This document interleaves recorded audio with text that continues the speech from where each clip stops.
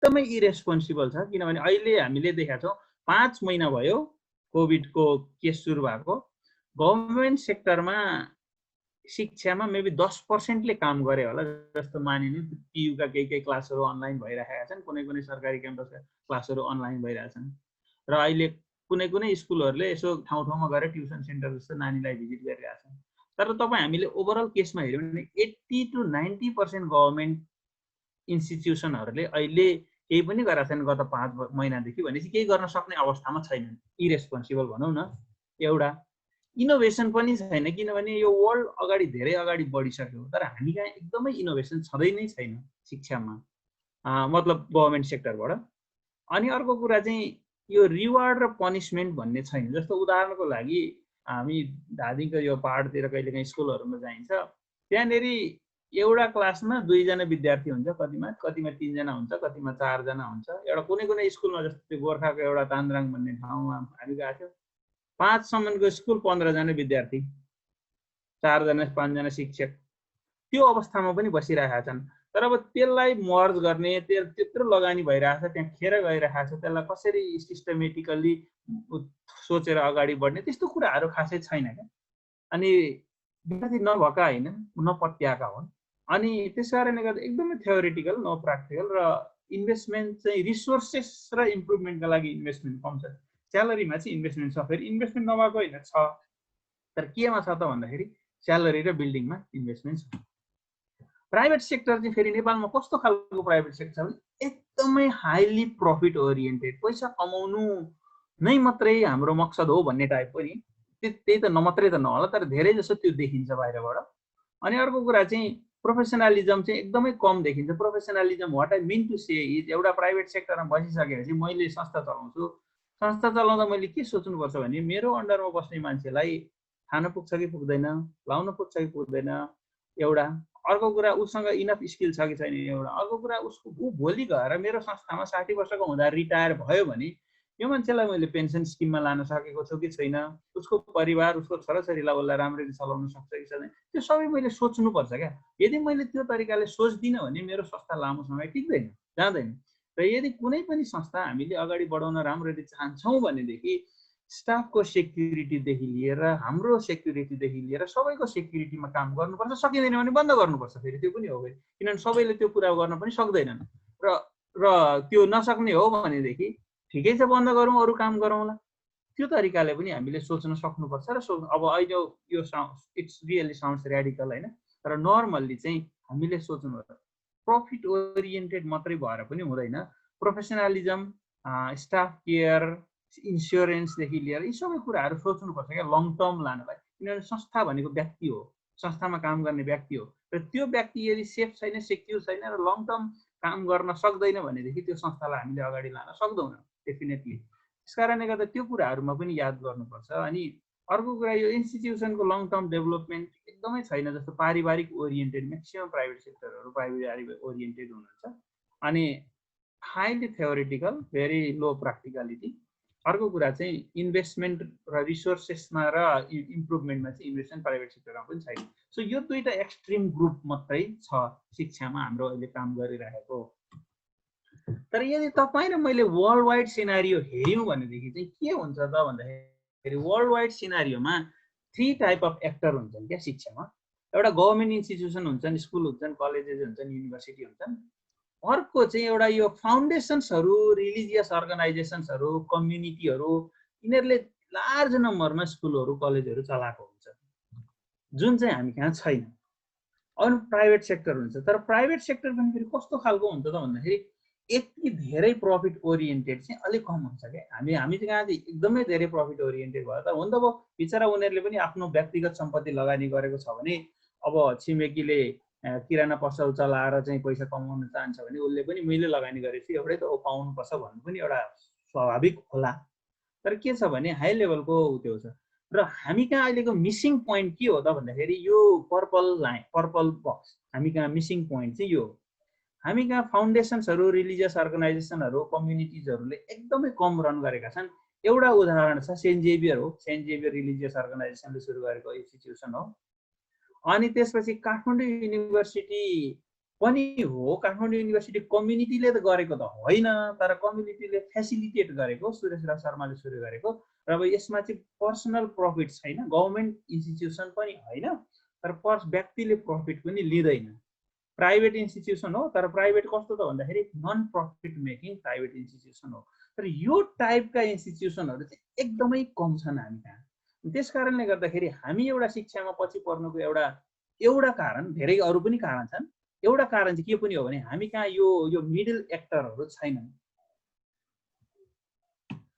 र अब world wide सिनारियोमा के छ त, नर्मल्ली हामीले हेऱ्यौँ भने, मैले अब धेरै त हेरेको छैन, मैले 5-7 वटा कन्ट्रीहरूमा गएर शिक्षाको बारेमा थोरै अध्ययन गरेँ, के छ कस्तो छ भनेर हेरेँ। Mainly there are many government run institutions like TU, like open university, like हाम्रा स्कुलहरू, गभर्मेन्ट स्कुलहरू।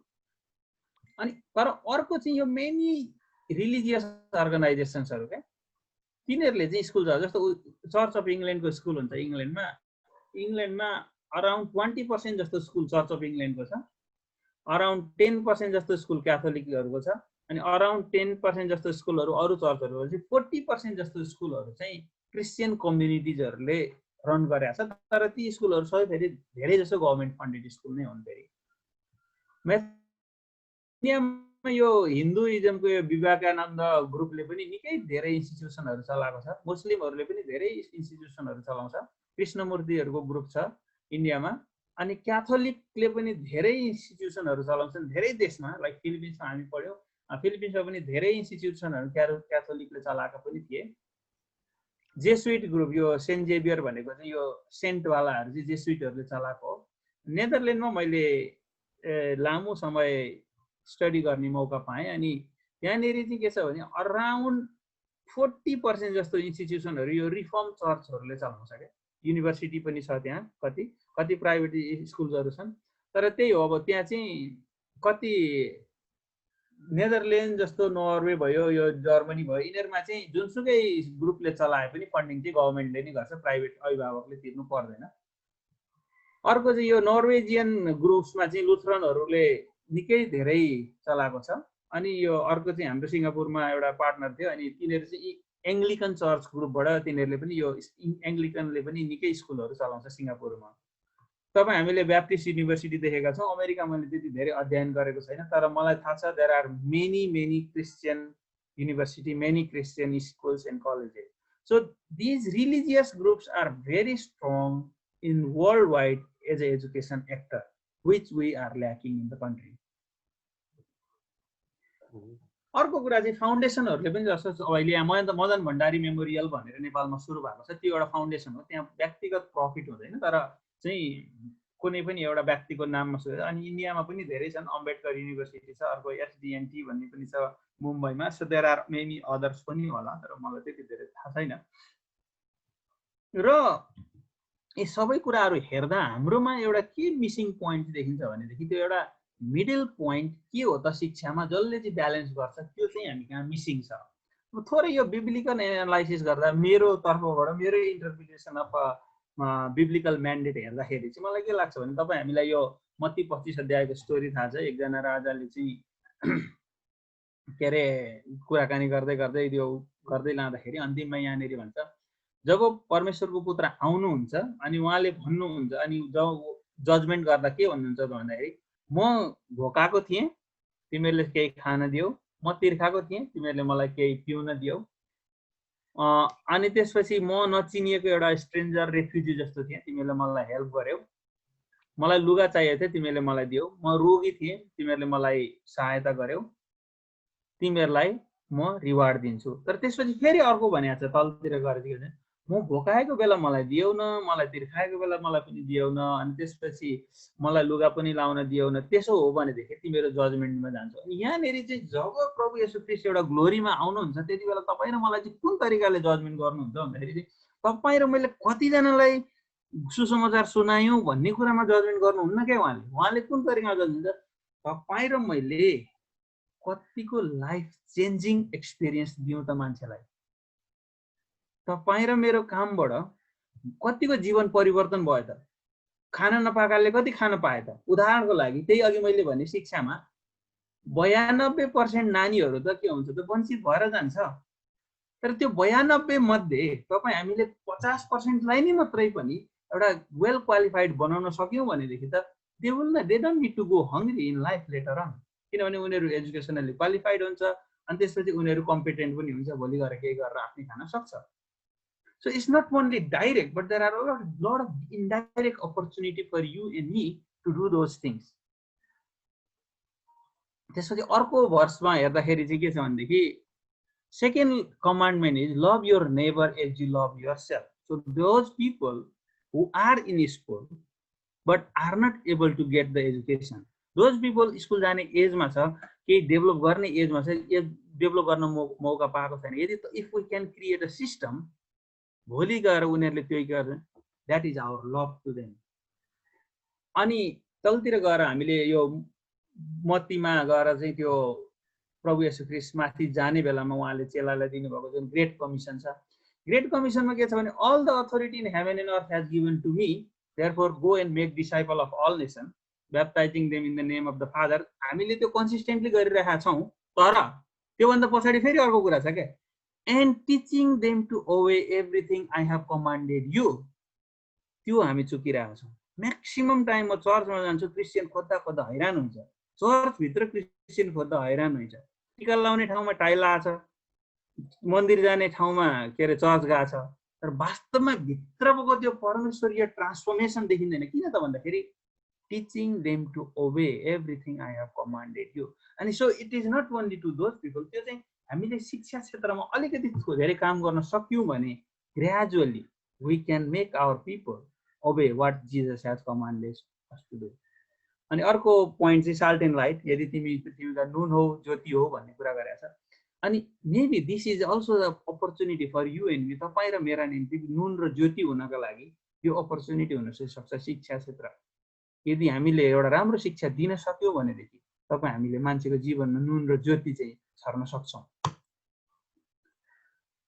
So what can be done, अपर्च्युनिटिजहरू के छ त, पोसिबिलिटी होइन, पोसिबिलिटिजहरू के छन् त भन्दाखेरि एउटा चाहिँ के छ भनेदेखि एजुकेसन सेक्टरमा non governmental not profit making एउटा स्ट्रङ एक्टर एउटा ग्रुप चाहिएको छ। Maybe you and me we need to start thinking is that group that you and me have to be. अर्को कुरा चाहिँ transformation in good model of education चाहिएको छ, किनभने हाम्रो एजुकेसन कस्तो खालको छ भने एकदमै बेरोजगार उत्पादक खालको एजुकेसन छ र यसलाई ट्रान्सफर्मेसन चाहिएको छ। अर्को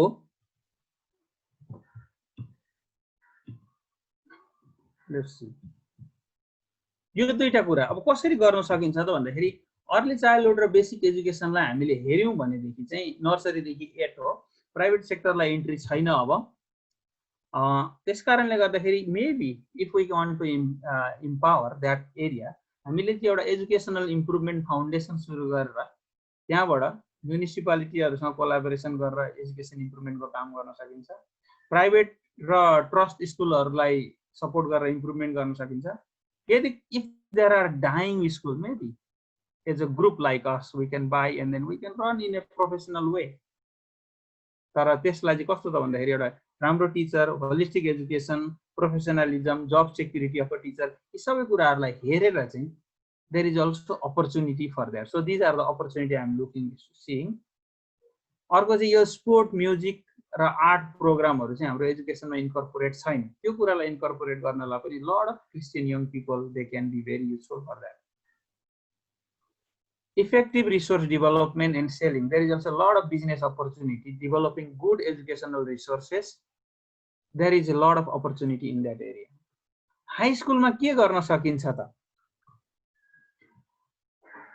एउटा production business in the area of food, carpentry, welding, plumbing, garment, agronomy, animal husbandry, यो एरियामा प्रोडक्सन बिजनेस सुरु गर्न सकिन्छ र त्यसको साथसाथै त्यसलाई चाहिँ टेक्निकल हाई स्कुलसँग कोलाबोरेसन गर्न सकिन्छ। जस्तो अब धेरै जसो हाम्रो जवान भाइ बहिनीहरू के हुन्छ नि 8-9 क्लासमा पुगेपछि अब इन्ट्रेस्ट हुँदैन क्या, अब पढ्ने नि के गर्ने, विदेश जाने कि पैसा कमाउन थाल्ने कि खलासी काम गर्न जाने कि कहाँ जाने के भन्ने हुन्छ। तर अब जस्तो अब नेदरल्यान्डको मैले कुराकानी अघि गरेँ, नेदरल्यान्डले चाहिँ के गर्छ भनेदेखि 8 क्लासमा पुगिसकेपछि technical stream of high school हुन्छ। अनि टेक्निकल स्ट्रिम अफ हाई स्कुलमा चाहिँ के हुन्छ भने नानीले अलरेडी काम गर्न सुरु गर्छ क्या 8 क्लासदेखि, हप्ताको 1 दिन काम गर्छ। जब ऊ 12 क्लासमा पुग्छ, 12 क्लासमा पुग्दा ऊ एउटा इनफ आफूलाई बाँच्नका लागि इनफ स्यालेरी कमाउने मान्छे भइसकेको हुन्छ। किनभने ऊ कम्पनीमा जान्छ, काम गर्छ 1-2 दिन, स्कुलमा आउँछ, पढ्छ, त्यो चाहिँ म्यानेज गरिन्छ। अहिले नेपालमा ठ्याक्कै त्यो यो नयाँ करिकुलमले अलाउड गरेको छ। नयाँ करिकुलमले हामीलाई यो कुरा ठ्याक्कै अहिले अलाउड गरेको छ। तर कुरो के हो भनेदेखि मोडल कसैले क्रिएट गरेको छैन। यो मोडल क्रिएसन गर्न सकियो भनेदेखि म्याक्सिमम यङ पिपलहरू जो चाहिँ हुन्छ नि त्यो अलिकति टेक्निकल ओरिएन्टेड, हातले केही काम गर्न चाहने, अनि त्यसपछि पढाइमा त्यति धेरै राम्रो नहुने, छुइनँ भन्ने फिल गर्ने, तिनीहरूलाई एकदमै राम्रो हुन्छ जसले चाहिँ हामीले टेक्निकल प्रोडक्सन र टेक्निकल एजुकेसनलाई मेन्टेन गर्न सक्यो भने there is a lot of opportunity for young people and also for business for people like us. By the time they finish high school, they are already earning money with the skill. And there is no shortage of good human resource. अहिले त अब तपाईलाई हामीलाई plumber चाहियो भने भेटिँदैन, लुगा सिलाउने मान्छे भेटिँदैन, महँगो न महँगो खोज्नुपर्छ, कार्पेन्टर भेटिँदैन। किन त भन्दाखेरि we are not connecting education and skill together. अनि लेस डिपेन्डेन्सी अन इन्डिया। अहिले अब म्याक्सिमम हामी इन्डियालाई दोष त दिन्छौँ। मैले अस्ति यसो हिसाब गरेको, हारे बारे हामीले लाउने कट्टु शुद्ध उत्पादन भएको रहेन रहेछ, मुखलाई गाली गरेर के गर्नु। त्यसकारणले गर्दाखेरि हामी अरूलाई उ गर्नु भन्दा पनि हामी चाहिँ आफै केही गर्न सकिन्छ त्यस्तो खालको ह्युमन रिसोर्स बनाउनपट्टि लाग्नुपर्ने देखिन्छ। र त्यो अहिलेको अपर्च्युनिटी यो अहिलेको तत्कालको करिकुलमले मजाले दिएको छ। र अब +2 खुल्दैनन्, अबका स्कुल हाई स्कुल खुल्यो भनेदेखि 8 देखि 12 कि त रन गर्नु पर्यो कि त 0 देखि 12 रन गर्नु पर्यो। तर 10+2 मात्रै चलाउन मिल्दैन। अब त्यस्ता तरिकाहरू छन्। त्यसकारणले गर्दा तीहरू हेरेर हामी हेर्न उ गर्न सक्छौँ है। अनि there is lot of investment. यो जुन टेक्निकल एजुकेसनल एन्ड भोकेसनल ट्रेनिङमा एकदमै ठुलो इन्भेस्टमेन्ट छ अब अहिले, र तत्कालको यो कमिङ इयरहरूमा यो इन्भेस्टमेन्ट एकदम बढ्ने छ। र त्यसकारणले गर्दाखेरि यसमा ठुलो एक्टरहरू चाहिएको छ। अनि त्यो this maybe is also opportunity. Higher education कसरी इम्प्याक्ट गर्न सकिन्छ त भन्दाखेरि there are maybe dying colleges, तिनीहरूलाई लिन सकिएला। एउटा डिसाइपल मेकिङ वेमा मेन्टरिङलाई इन्क्लुड गरेर त्यो कलेजहरू रन गर्न सकिन्छ। आजभन्दा 4 वर्ष अगाडि त्यो सम्भव किन थिएन भनेदेखि क्युले 100% को इक्जाम लिन्थ्यो। अहिले त्यस्तो छैन। 40% तपाईले इन्टरनल एसिस्टेन्टबाट दिन सक्नुहुन्छ, 60% चाहिँ उसको इक्जाम हुन्छ। भनेपछि के छ त भन्दाखेरि तपाईले त्यो इन्टरनल मेन्टरिङलाई चाहिँ के पार्ट अफ द के अरे कोर्स बनाउन सक्ने सम्भावना छ। So there is a lot of disciple making opportunity in secular education at the moment if we run the institutions. अर्को कुरा चाहिँ at the end of the bachelor they will have a degree, character, skill, and then they can also get a job. यो एउटा model नेपालमा सुरुवात भएको छैन, त्यसलाई एउटा क्रिएसन गरेर रेप्लिकेट गर्न सकिन्छ। अर्को चाहिँ हामीले इथिकल र प्र्याक्टिकल स्कलरहरूलाई रिक्रुट गर्दै गरेर तिनीहरूलाई ग्रेजुअली पिएचडी प्रोग्राममा इनरोल गर्दै गयौँ भने केही इयरमा प्रोभिन्सियल गभर्मेन्टसँग मिलेर हामीसँग केही पिएचडी होल्डरहरू हुनुहुन्छ भनेदेखि युनिभर्सिटिजहरू पनि सुरु गर्न सकिन्छ। किनभने प्रोभिन्सियल गभर्मेन्टलाई चाहिँ युनिभर्सिटीको अधिकार दिइएको छ। So we are commanded to love others and be and salt, be the salt and light. And मैले अहिले तत्काल हेरेको चाहिँ शिक्षा क्षेत्र is something that we can do. एकदमै निड पनि छ, तर स्ट्रङ एक्टरहरू छैनन्। It's a good opportunity to show our love and be salt and light in the following way: providing value-based practical education, improving education level of the children, and providing skill and character so that they can earn enough and live a dignified life, as well as support community, church, and nation. भोलि गएर दशंश पनि तिनीहरूले बढिदिन्छन्। तो तपाईं र मेरा निम्ति यो चाहिँ एउटा अपर्च्युनिटी हुन सक्छ परमेश्वरले दिएको। मलाई याद छ त्यो हामीले फिलिपिन्समा पढ्दाखेरि एउटा कोर्स पढ्नु पर्थ्यो पर्पस ड्रिभन चर्च भनेर। अनि रिक वारेनले के भन्थ्यो भनेदेखि किन ऊ त्यो अरेन्ज काउन्टीमा गएर चर्च इस्टाब्लिस गरेको अरे भनेदेखि त्यो समुद्रमा सर्फिङ गर्ने मान्छे छ नि, त्यो समुद्रमा सर्फिङ गर्ने मान्छेले चाहिँ जतिसुकै सर्फ गर्न जान्ने भए तापनि यदि त्यहाँ छाल आएको छैन सर्फ गर्न सक्दैन क्या। अनि छाल पठाउने चाहिँ परमेश्वर हुनुहुन्छ, कसैले पनि आफैले छाल क्रिएट गरेर हुँदैन। त्यो सर्फिङ गर्ने मान्छे चाहिँ कहाँ जानु पर्यो भन्दाखेरि परमेश्वरले कहाँनिर छाल क्रिएट गर्दै हुनुहुन्छ त्यहाँ जानु पर्यो। आज तपाईँ र मेरा निम्ति मिसन फिल्ड पनि God is creating waves in education sector, and are we ready to catch this opportunity? हुन्छ, मैले मेरो कुरालाई यति राखेँ। धेरै धेरै धन्यवाद यो मौकाको निम्ति। हस्, धेरै धन्यवाद। हामी लगत्तै रामप्रसाद जी कहाँ जाउँ? यो स्क्रिनलाई स्टप गरिदिउँ र रामप्रसाद जीसँग केही देखाउने कुरो छ भने पनि तपाईँ आफै कोस्ट हुनुहुन्छ। रामप्रसाद जी? हजुर। यस, हुन्छ। सबैलाई जय मसी। जय मसी। एकदमै धन्यवाद छ हाम्रो पीताम्बर सरलाई। अनि खासमा मेरो जिम्मेवारी चाहिँ उहाँले गर्नुभएको प्रस्तुतिमाथि अलिकति टिप्पणी गर्ने भन्ने थियो। अनि यो जुममा एकछिन सुनेको भरमा यो सबै कुराहरू गर्नलाई त्यति सम्भव नहोला, तर मैले केही थोरै रिपोर्टहरू गर्न भ्याएको छु जस्तो मलाई लाग्छ। अनि स्क्रिन सेयर गरेर देखिँदैछ है? यस, देखिँदैछ। हुन्छ।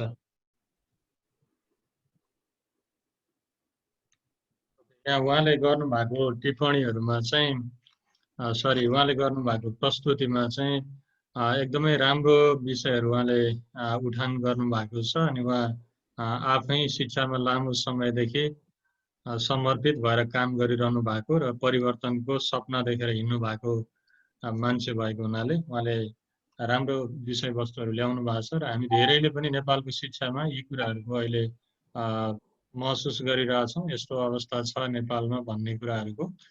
र उहाँले ल्याउनु भएको केही पोइन्टहरूलाई मैले यहाँ राखेको छु। पहिलो कुरा चाहिँ उहाँले एकदमै राम्रो ल्याउनु भएको थियो, नेपालमा विद्यार्थीहरूलाई पढ्न मन छैन, शिक्षकलाई पढाउन मन छैन र राज्यलाई लगानी गर्न मन छैन भन्ने कुरा उहाँले स्ट्रङली सुरुमा राख्नु भएको थियो। अनि यो कुराले मलाई चाहिँ एकदमै छोएको छ।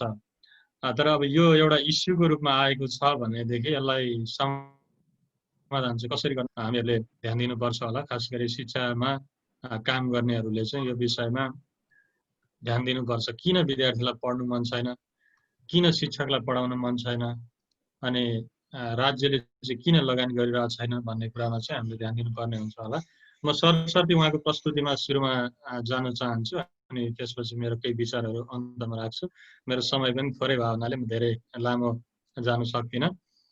उहाँले राख्नु भएको एउटा डाटामा चाहिँ प्राइभेट स्कुलमा कक्षा 3 पुगेका नानीहरूले पढ्न जान्दैनन् वा पढे पनि बुझ्दैनन् र 38%ले चाहिँ अक्षर चिन्दैनन् भनेर उहाँले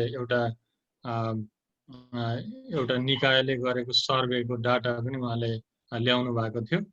अनि अब यो सायद जेनरल हो, अनि जेनरली यो ल्याउँदाखेरि कक्षा 3 मा पुगेका नानीहरूले पढ्न नजानेको कुराहरू यो हुन सक्छ।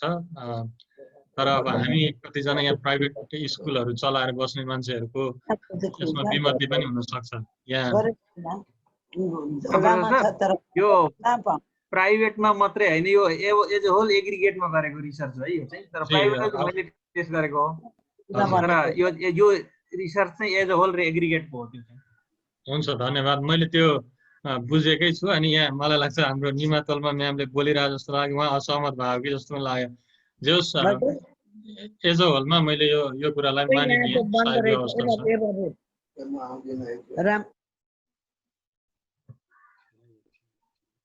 हुन्छ। अरू चाहिँ यो 95%ले शिक्षक सेवा पास गर्न सकेनन् भन्ने जुन डाटा आयो, तर यसको कारण चाहिँ के होला भन्ने विषयमा सायद न राज्यले न अरू कसैले नै खोजेको छ। सायद धेरैले चाहिँ ओहो पास गर्न सकेन छ भनेर गुनासोको रूपमा मात्रै यसलाई लिएको होला। तर मलाई लाग्छ हुनसक्छ हाम्रो शिक्षा चाहिँ एकातिर र परीक्षा प्रणाली चाहिँ अर्कोतिर भएको कारणले पो त्यस्तो भएको हो कि। किनभने त्यो हामीले पढाएका मान्छे त हुने यी मान्छेहरू जो चाहिँ अहिले शिक्षक सेवा दिन गएका छन्। अनि उनीहरूले पास गर्न नसक्नु भनेको त उनीहरू मात्रै फेल भएको होइन, हाम्रो शिक्षा प्रणाली फेल भएको हो भनेर हामीले बुझ्नुपर्छ होला यो विषयमा। सिपमूलक शिक्षा दिइन्न तर जागिर खाने ठाउँमा चाहिँ सिप खोजिन्छ भन्ने कुरा छ अर्को। अनि यो सबैतिरको समस्या हो र यो चाहिँ विद्यालय स्तरको शिक्षामा नै पनि हामीले सिपमूलक शिक्षालाई जोड्नु पर्ने आवश्यकता एकदमै खड्किएको छ। अनि जसरी इसीले चाहिँ योग्य कामदार भेटेन, सायद त्यसरी न त नेपालको कृषि क्षेत्रले योग्य कामदार भेटेको छ, न नेपालको अरू प्राविधिक क्षेत्रले भेटेको छ, कुनै पनि निकायले चाहिँ योग्य कामदारहरू भेटेको छैन, किनभने हामीले योग्य जनशक्ति निर्माण गरेकै छैन। त्यस कारणले यो भएको हो र यसका हामीले पृष्ठभूमि केलाउन गयौँ भने हाम्रो शिक्षा प्रणालीमै यहाँ खोटहरू पक्कै पनि देखिन्छ। शिक्षामा निजी वा सरकारी लगानी न्यून भएको छ भन्ने पोइन्ट उहाँले ल्याउनु भएको छ। अनि अब निजी लगानीको विषयमा उहाँले अलिक तल अर्को कुरा पनि भन्नुभएको छ, बढी नाफामुखी भएको कुरा। सायद उनीहरूले लगानी गरेको कारणले त्यसको एकदमै धेरै गुणा फाइदा खोजेको कारणले निजी लगानी न्यून भएको पक्कै पनि होला, तर सरकारी लगानी चाहिँ एकदमै न्यून भएको जस्तो देखिन्न, किनभने हाम्रो बजेटको झन्डै 17% सम्म पनि शिक्षामा लगानी भएको रेकर्डहरू छ। अनि त्यो चाहिँ मलाई लाग्छ एज अ होलमा ठुलै लगानी हो भन्ने लाग्छ। तर त्यो लगानी चाहिँ हार्डवेयरमा बढी केन्द्रित भएको छ। विद्यालय भवन निर्माणको कुराहरूमा, शिक्षाको तलब भत्तामा, ती विभिन्न कुरामा भएको छ, तर विद्यार्थीमा खास गरी लगानी नभएको जस्तो देखिन्छ। किताब पढ्नु, सर्टिफिकेट हात पार्नु र हस्तलेखन राम्रो हुनु शिक्षा हो भन्ने बुझाइ छ भन्ने छ। अनि यो बुझाइलाई परिवर्तन गर्न पनि राज्यलाई र हामी शिक्षामा काम गर्नेहरूलाई ठुलो चुनौतीको कुरा नै छ। नेपालमा सरकारी र निजी गरी दुई मुख्य सरकारवालाहरू छन्। सरकारी निकाय अति नै गैर जिम्मेवार छ, नयाँ सोच र आविष्कार छैन भनेर उहाँले ल्याउनु भएको छ। अनि एउटा स्वतन्त्र निकायले यो भन्नु त ठिक छ, तर हामी जस्तो प्राइभेट स्कुलमा काम गर्नेहरूले यसो भन्यौँ भने चाहिँ यो एकदमै कुण्ठा पोख्यो भन्ने कुराहरू आउँछन्। तर वास्तविकता चाहिँ यही नै हो कि जागिर खानको लागि केवल जागिर खाएको अवस्था छ सरकारी स्कुलहरूमा, र यसले गर्दा चाहिँ नयाँ कुराहरू नआएको अवश्य नै पनि हो। निजी विद्यालय पनि व्यावसायिक छैन, नाफामुखी मात्रै छ, मानवीयता हराएको र कर्मचारीलाई चुस्ने कारखाना मात्रै बनेको छ। उहाँले यही शब्द त प्रयोग गर्नुभएको थिएन, तर मैले नेपालीमा लेख्दा चाहिँ यसलाई अलिकति सिधै लेखेँ कि जस्तो लाग्यो। यसरी चाहिँ निजी विद्यालयहरूको पनि अहिले पछिल्लो क्रियाकलापहरू हामीले हेर्दाखेरि चाहिँ निजी विद्यालयहरूको पछिल्लो अवस्थाहरू, पछिल्लो क्रियाकलापहरू हेर्दाखेरि तपाईँले भन्नुभएको कुरामा हामी निजी विद्यालयमा काम गर्ने मान्छे नै भए पनि सहमत हुनुपर्ने अवस्था चाहिँ छ। किनभने कर्मचारीलाई तलब नदिने, आन्दोलनमा उत्रिने, यी विभिन्न कुराहरू भएको अवस्था छ र उनीहरू एकदमै बढी नाफामुखी भएको पनि स्वाभाविकै हो। उहाँले ल्याउनु भएको एउटा कुरा छ जुन विश्वको शिक्षाको अध्ययन गरेर उहाँले एउटा पोइन्ट ल्याउनु भयो। नेपालमा एजुकेसनल फाउन्डेसनहरू एकदमै कम भएकोले यहाँको शिक्षा पछि परेको हो भन्ने विषयमा सायद यो विषयमा धेरै अध्ययनहरू, अनुसन्धानहरू हुन पर्छ होला। हुनसक्छ यो एजुकेसनल फाउन्डेसनहरूको कमीले गर्दा नै यहाँको शिक्षामा बढी उन्नति नभएको हुनसक्छ, तर सायद यो मात्रै मुख्य कारक चाहिँ होइन होला भन्ने पनि लाग्छ। तर यो एउटा मुख्य फ्याक्टर हुनसक्छ, मुख्य कारक यो एउटा कारक यो हुनसक्छ। ओके, विश्वमा धार्मिक समूहहरूले चलाएका स्कुलहरूले राम्रो शिक्षा दिइरहेको अवस्था छ। नेपालमा केही मदरसा र गुरुकुल बाहेक क्रिस्चियनहरूले विद्यालय चलाएको पाइन्न। धार्मिक रूपमै क्रिस्चियनहरूले विद्यालय चलाएको पक्कै पनि पाइन्न, तर क्रिस्चियनहरूले औपचारिक शिक्षाका विद्यालयहरू चलाएको छ। अनि त्यो चलाएका विद्यालयहरूमा शिक्षा पक्कै पनि राम्रै छ। यहाँ अहिले हामी जोडिएकाहरू मध्ये धेरैले हामीले स्कुलहरू चलाएका छौँ, तर हुनसक्छ हामी धेरै कुरामा चुकेका पनि छौँ होला। तर हाम्रो प्रयास चाहिँ राम्रोसँग सिकाउने, शिक्षा दिने र व्यावहारिक शिक्षा दिने प्रयास अवश्य नै छ र क्रिस्चियनहरूको योगदान छ भन्ने कुरा मलाई लाग्छ। तर बाइबलकै कुरा सिकाउने गरी वा बाइबलीय बेसमा नै विद्यालय शिक्षा दिने गरी चाहिँ जसरी मदरसामा दिइन्छ वा गुरुकुलहरूमा संस्कृत केन्द्रित रहेर धार्मिक शिक्षाहरू नै दिइन्छ, त्यसरी चाहिँ क्रिस्चियनहरूले अहिले पनि नेपालमा विद्यालय चलाएको छैन र चलाउने अनुमति पनि सायद पाइँदैन होला। पछिल्लो संविधानले त झन् त्यसलाई अलि निस्तेज नै गरेको छ। र उहाँले औँल्याउनु भएको अर्को विषय थियो शिक्षामा गैर सरकारी र गैर नाफामूलक समूह चाहिएको छ भनेर। यो भयो भने पक्कै पनि योगदान पुग्छ नेपालको शिक्षालाई। तर यो कसरी यहाँको मान्छेहरू चाहिँ गैर नाफामूलक हुन सक्लान् भन्ने यो खड्किएको विषय छ। यस्तो मान्छे पाइएला कि नपाइएला, भेटिएला कि नभेटिएला भन्ने यो चुनौती छ। हामी आफै यसमा केही गर्न सक्छौँ सक्दैनौँ, यो पनि अध्ययनको विषय नै छ। शिक्षामा रूपान्तरण चाहिएको छ। अहिले भएका स्कुलहरूलाई प्राविधिक रूपमा सुधारको सहयोग गर्न सकिन्छ भनेर उहाँले इसीले कति ठाउँमा प्राविधिक सुधारका प्रयासहरू गरेको कुराहरू उदाहरणहरू उहाँले ल्याउनु भएको छ। तपाईँहरूले गर्नुभएको कामको लागि एकदमै धन्यवाद। अवश्य नै नेपालको शिक्षामा रूपान्तरण चाहिएको छ। मलाई लाग्छ यो चाहिँ त्यो सरकारी स्कुलका शिक्षकहरूले पनि यो कुरा भन्छन् होला, सायद शिक्षामा रूपान्तरण चाहिएको छ भनेर चाहिँ भन्छन् होला, तर त्यसको सुरुवात चाहिँ आफैबाट गर्न ढिलो भइसकेको छ। र अन्तिम उहाँले ल्याउनु भएको मध्येको अन्तिम चाहिँ स्कलरहरूलाई प्रयोग गरेर विश्वविद्यालयहरू सुरु गर्न सकिन्छ। हाम्रा लागि परमेश्वरले दिनुभएको यो उत्तम अवसर हुन सक्छ भन्ने छ। तपाईँको यो विचारमा एकदमै सहमत छु व्यक्तिगत रूपमा। र अवश्य नै त्यो अवसर हाम्रो लागि हुन सक्छ, तर त्यसको लागि चाहिँ हामीहरू मध्ये नै कसले सक्छौँ कसले जानेका छौँ हामीहरू जुट्नु आवश्यक छ। अब मैले छोटकरीमा चाहिँ सुधारको लागि के गर्नुपर्छ भन्नेमा मेरा पनि केही विचारहरू थिए र मैले त्यो ल्याएको छु। र पहिलो कुरा मैले देखेको चाहिँ म चाहिँ एकदमै थ्योरिकल्ली गइनँ, अलिकति मैले सिधा कुराहरू ल्याएको छु। शिक्षा सम्बद्ध हरेक व्यक्तिमा दृढ इच्छा शक्ति हुनुपर्छ भन्ने कुरा हो यहाँको सुधारको लागि। र त्यो इच्छा शक्ति नभएको कारणले सुधार नभएको हो भन्ने चाहिँ मलाई लाग्छ। अर्को चाहिँ गुरुकुलीय ढाँचा फेरिनुपर्छ। अहिले फेरिएको भनेको चाहिँ भवन मात्रै हो, ढाँचा चाहिँ फेरिएको छैन। अहिले चाहिँ ढाँचा उस्तै छ, भवन फेरिएको छ, ठाउँ फेरिएको होला, कहिलेकाहीँ भाषा फेरिएको होला, तर तरिका फेरिएको छैन, शिक्षाको तरिकाहरू। र त्यो कारणले गर्दाखेरि चाहिँ सुधार भएको छैन, परिवर्तन देखिएको छैन। शिक्षक वा अन्य सम्बद्ध कर्मचारीको जागिर खाने मनस्थिति हट्नुपर्छ। उनीहरू केवल जागिरको लागि जान्छन्। म एउटा सानो उदाहरण दिन चाहन्छु। एकजना निजी विद्यालयमा काम गर्ने मेरो एकजना मित्रसँग कुरा भयो। ऊ चाहिँ जहिले पनि यो शिक्षक सेवा आयोगमा एक्जाम दिइरहने, अनि उसको कमाइ चाहिँ यता निजी विद्यालयमा पनि राम्रै थियो, झन्डै 45-50 हजार महिनाको उसले तलब खान्थ्यो। अनि मैले उसलाई सोधेँ, आखिर तिमीले निजी विद्यालयमा पनि काम गरेर राम्रोसँग तलब खाइरहेको छौ, किन चाहिँ यो शिक्षक सेवा दिइरहेको? आखिर पढाएर त तिमीले त तलब त पाइरहेछौ त, राम्रै कमाइरहेछौ त। अनि उसको जवाफ चाहिँ एकदमै मलाई छुने खालको थियो। त्यो के भने, मैले पढाएर यहाँ तलब पाइरहेको छु, तर म नपढाइकन तलब पाउनको लागि चाहिँ शिक्षक सेवा दिइरहेको छु भनेर चाहिँ उसले भन्थ्यो। अनि यो मनस्थिति जबसम्म हुन्छ, नपढाइकन तलब पाउनलाई शिक्षक सेवा दिने जुन मनस्थिति छ, जागिर खाने मनस्थिति हो, त्यसले गर्दाखेरि चाहिँ हाम्रो शिक्षाको स्तर खस्किँदै गएको भन्ने मलाई लाग्छ। यो हट्यो भने र यसको लागि चाहिँ एकदमै युवा शक्तिलाई हामीले पहिला उनीहरूको दिमागलाई चाहिँ एक किसिमले देशभक्तिमा रूपान्तरण गरेर वा देशमा सेवा पुर्याउनु पर्छ भन्ने कुरामा अलिकति भए पनि उनीहरूको मनमा हालेर अनि मात्रै शिक्षामा प्रमोसन गऱ्यौँ भने, वा हाम्रा मण्डलीमा भएका एउटा इमान्दार मान्छेहरूलाई यो कुरामा प्रमोसन गऱ्यौँ भने सायद यसले केही योगदान दिन सक्छ होला जस्तो लाग्छ। अनि नैतिक आचरण ठिक नभएका व्यक्तिहरूलाई शिक्षा जस्तो महत्त्वपूर्ण क्षेत्रमा जागिर दिनु हुँदैन। यो चाहिँ हामीले हाम्रो स्कुलमा एउटा स्लोगन ल्याएको थियौँ, शिक्षासँगै संस्कार भनेर। अनि हाम्रा कुनै पनि टिचरले चुरोट खाएको, रक्सी खाएको, सुर्ती खाएको, छाडा बोलेको कुनै पनि कुरा भेट्यौँ भने हामीले त्यसलाई चाहिँ स्ट्रङली के बनाएको थियौँ भने, पहिलोचोटि नै त्यस्तो भेटेको व्यक्तिलाई हामी स्कुलबाट निकाल्छौँ भनेका थियौँ।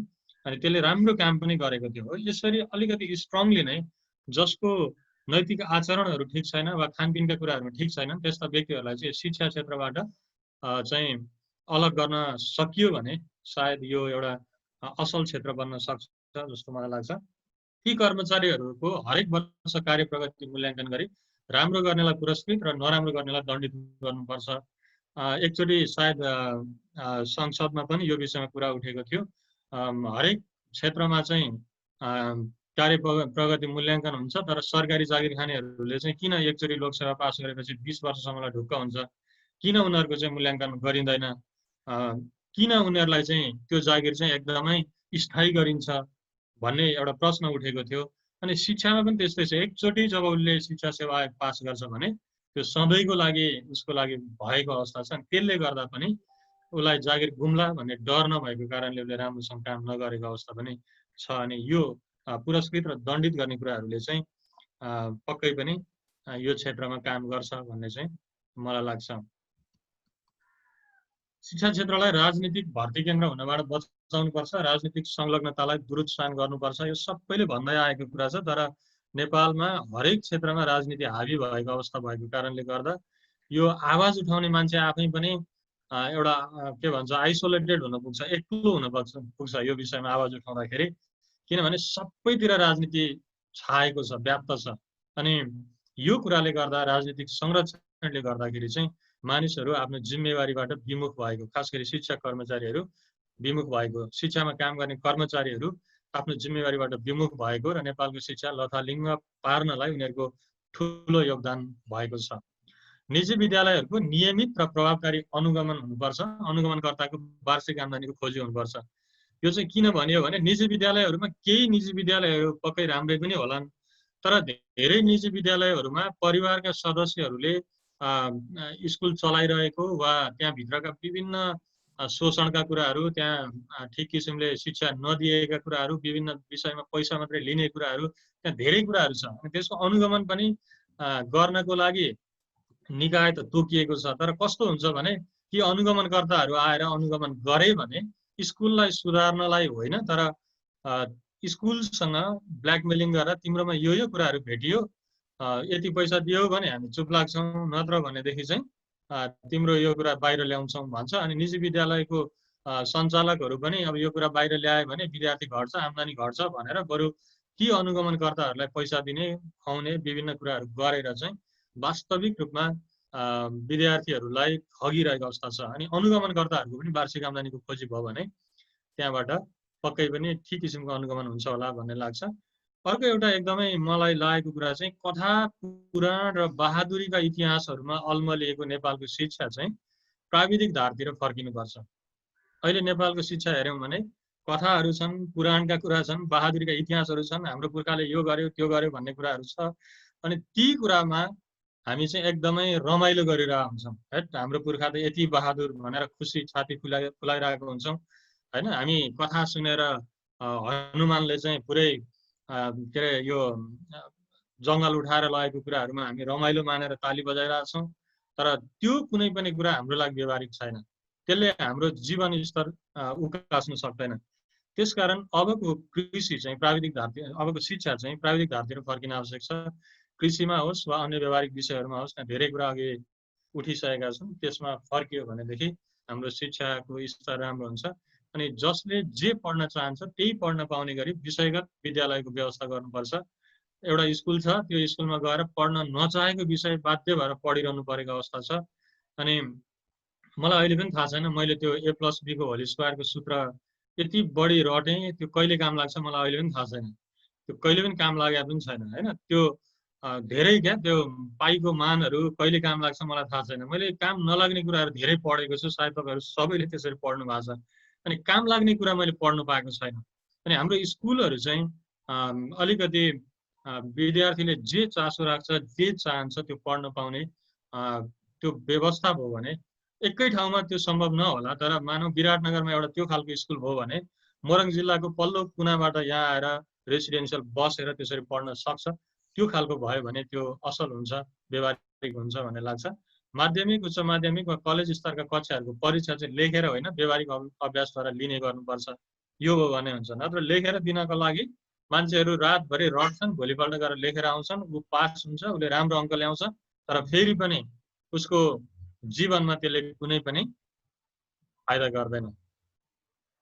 अब मैले हाम्रो इसाई समुदायसँग यसलाई जोड्न खोजेँ। नेपालको औपचारिक शिक्षामा चाहिँ इसाईहरूको योगदान अति नै उल्लेखनीय छ, यद्यपि राज्यले त्यसको सही मूल्याङ्कन गर्न सकेको छैन।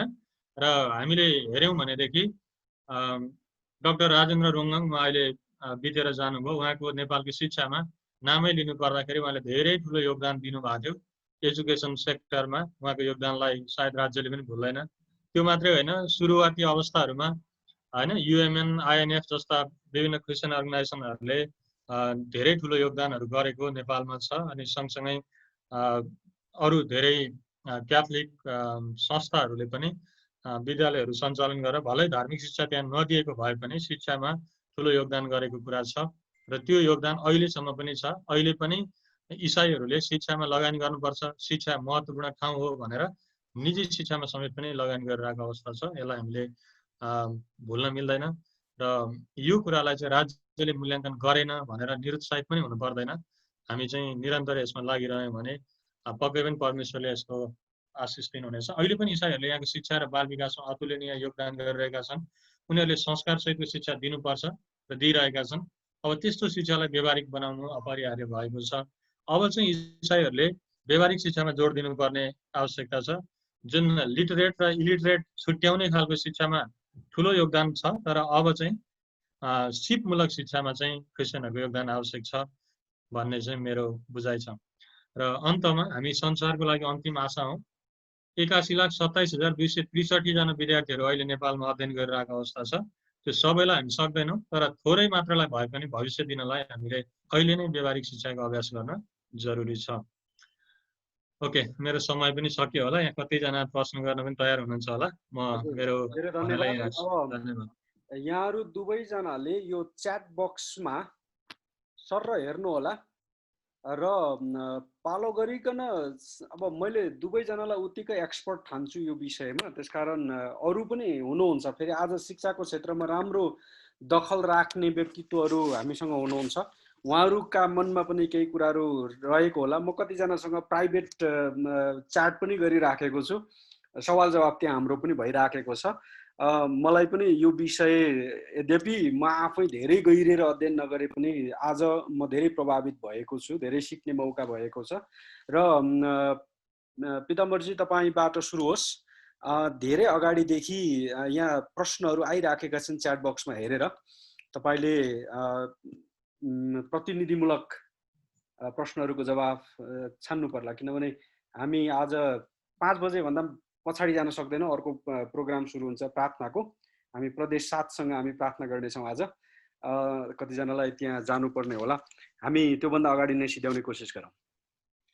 हुन्छ दाजु, धन्यवाद। यहाँनिर यो हाम्रो मनिराज श्रेष्ठजीले एउटा क्वेसन गर्नुभएको छ। गाउँघरका नानीहरूको घरेलु काममा समय बिताइरहेका छन्, चर्चले कस्तो सहयोग गर्न सकिन्छ कि भनेर भन्नुभएको छ। दाजु, एउटा नर्मल्ली त्यति धेरै पनि पर्दैन। 3टा कुरा गर्दा हुन्छ। हामीले चाहिँ चर्चबाट ट्युसनको रूपमा कोही मान्छेहरू छन् भनेदेखि हामीले नानीहरूलाई 3टा कुरा, एउटा चाहिँ यो प्र्याक्टिकल म्याथमेटिक्स हुन्छ नि, हामीले पहिले हात खुट्टा गनेर यसो ढुङ्गासुङ्गा गरेर म्याथमेटिक्स गर्थ्यौँ, त्यो एउटा प्र्याक्टिकल म्याथमेटिक्स सिकाउन सकिन्छ एउटा। अर्को चाहिँ स्टोरिजहरू पढिदिने, क्या स्टोरिजहरू पढ्ने र उनीहरूले पढेका छन् भने त्यसको बारेमा कुराकानी गर्ने, त्यसले चाहिँ रिडिङमा हेल्प गर्छ। रिडिङ भनेको चाहिँ हरेक सब्जेक्टमा नेपालमा चाहिँ सोसियल स्टडिजलाई पनि रिडिङले नै गर्छ, सपोर्ट गर्छ। साइन्सलाई पनि रिडिङले नै सपोर्ट गर्छ होइन। अनि हिस्ट्री पढ्यो, जियोग्राफी पढ्यो, जुनसुकै सब्जेक्ट पनि रिडिङले एकदमै सपोर्ट गर्छ। त्यसले गर्दा रिडिङ, म्याथ र अनि अरू केही गेम्सहरू जुन खेल्ने वातावरण चाहिँ तपाईँ हामीले हरेक चर्चमा बनाइदियौँ भनेदेखि त्यसले नानीहरूको पढाइमा एकदमै धेरै ठुलो प्रभाव पार्छ क्या। त्यस कारणले गर्दा त्यति धेरै पनि गर्नु पर्दैन। कुनै पनि अब हामीसँग +2 गरेका, ब्याचलर गरेका नानीहरू छन् भने तिनीहरूले चाहिँ बेलुका 1 घन्टा 1.5 घन्टा नानीहरूसँग खेल्ने, म्याथमेटिकल हुन्छ नि त्यो ओरल म्याथमेटिक्स, तपाईँ हामी अहिले ढुङ्गा गनेर हात गनेर के लठीहरू गनेर गर्थ्यौँ, त्यो तरिकाको टेक्निक सिकाइदियो। मेन्टल म्याथ भन्छ हामीले एक्चुअली त्यसलाई एजुकेसनल टर्ममा। र मेन्टल म्याथ र अनि त्यसपछि हामीले रिडिङ गऱ्यौँ र गेम्सहरू, त्यति 3टा कुराहरू गर्न सक्यो भने त्यो धेरै ठुलो कुरो हुन्छ, एउटा कुरा। अर्को कुरा चाहिँ यहाँनिर के छ आज भने यो उत्तम सञ्जेलद्वारा सञ्चालित शिक्षा प्रणाली कस्तो हो, आनी स्वयं दलमा पो आफ्नै छ।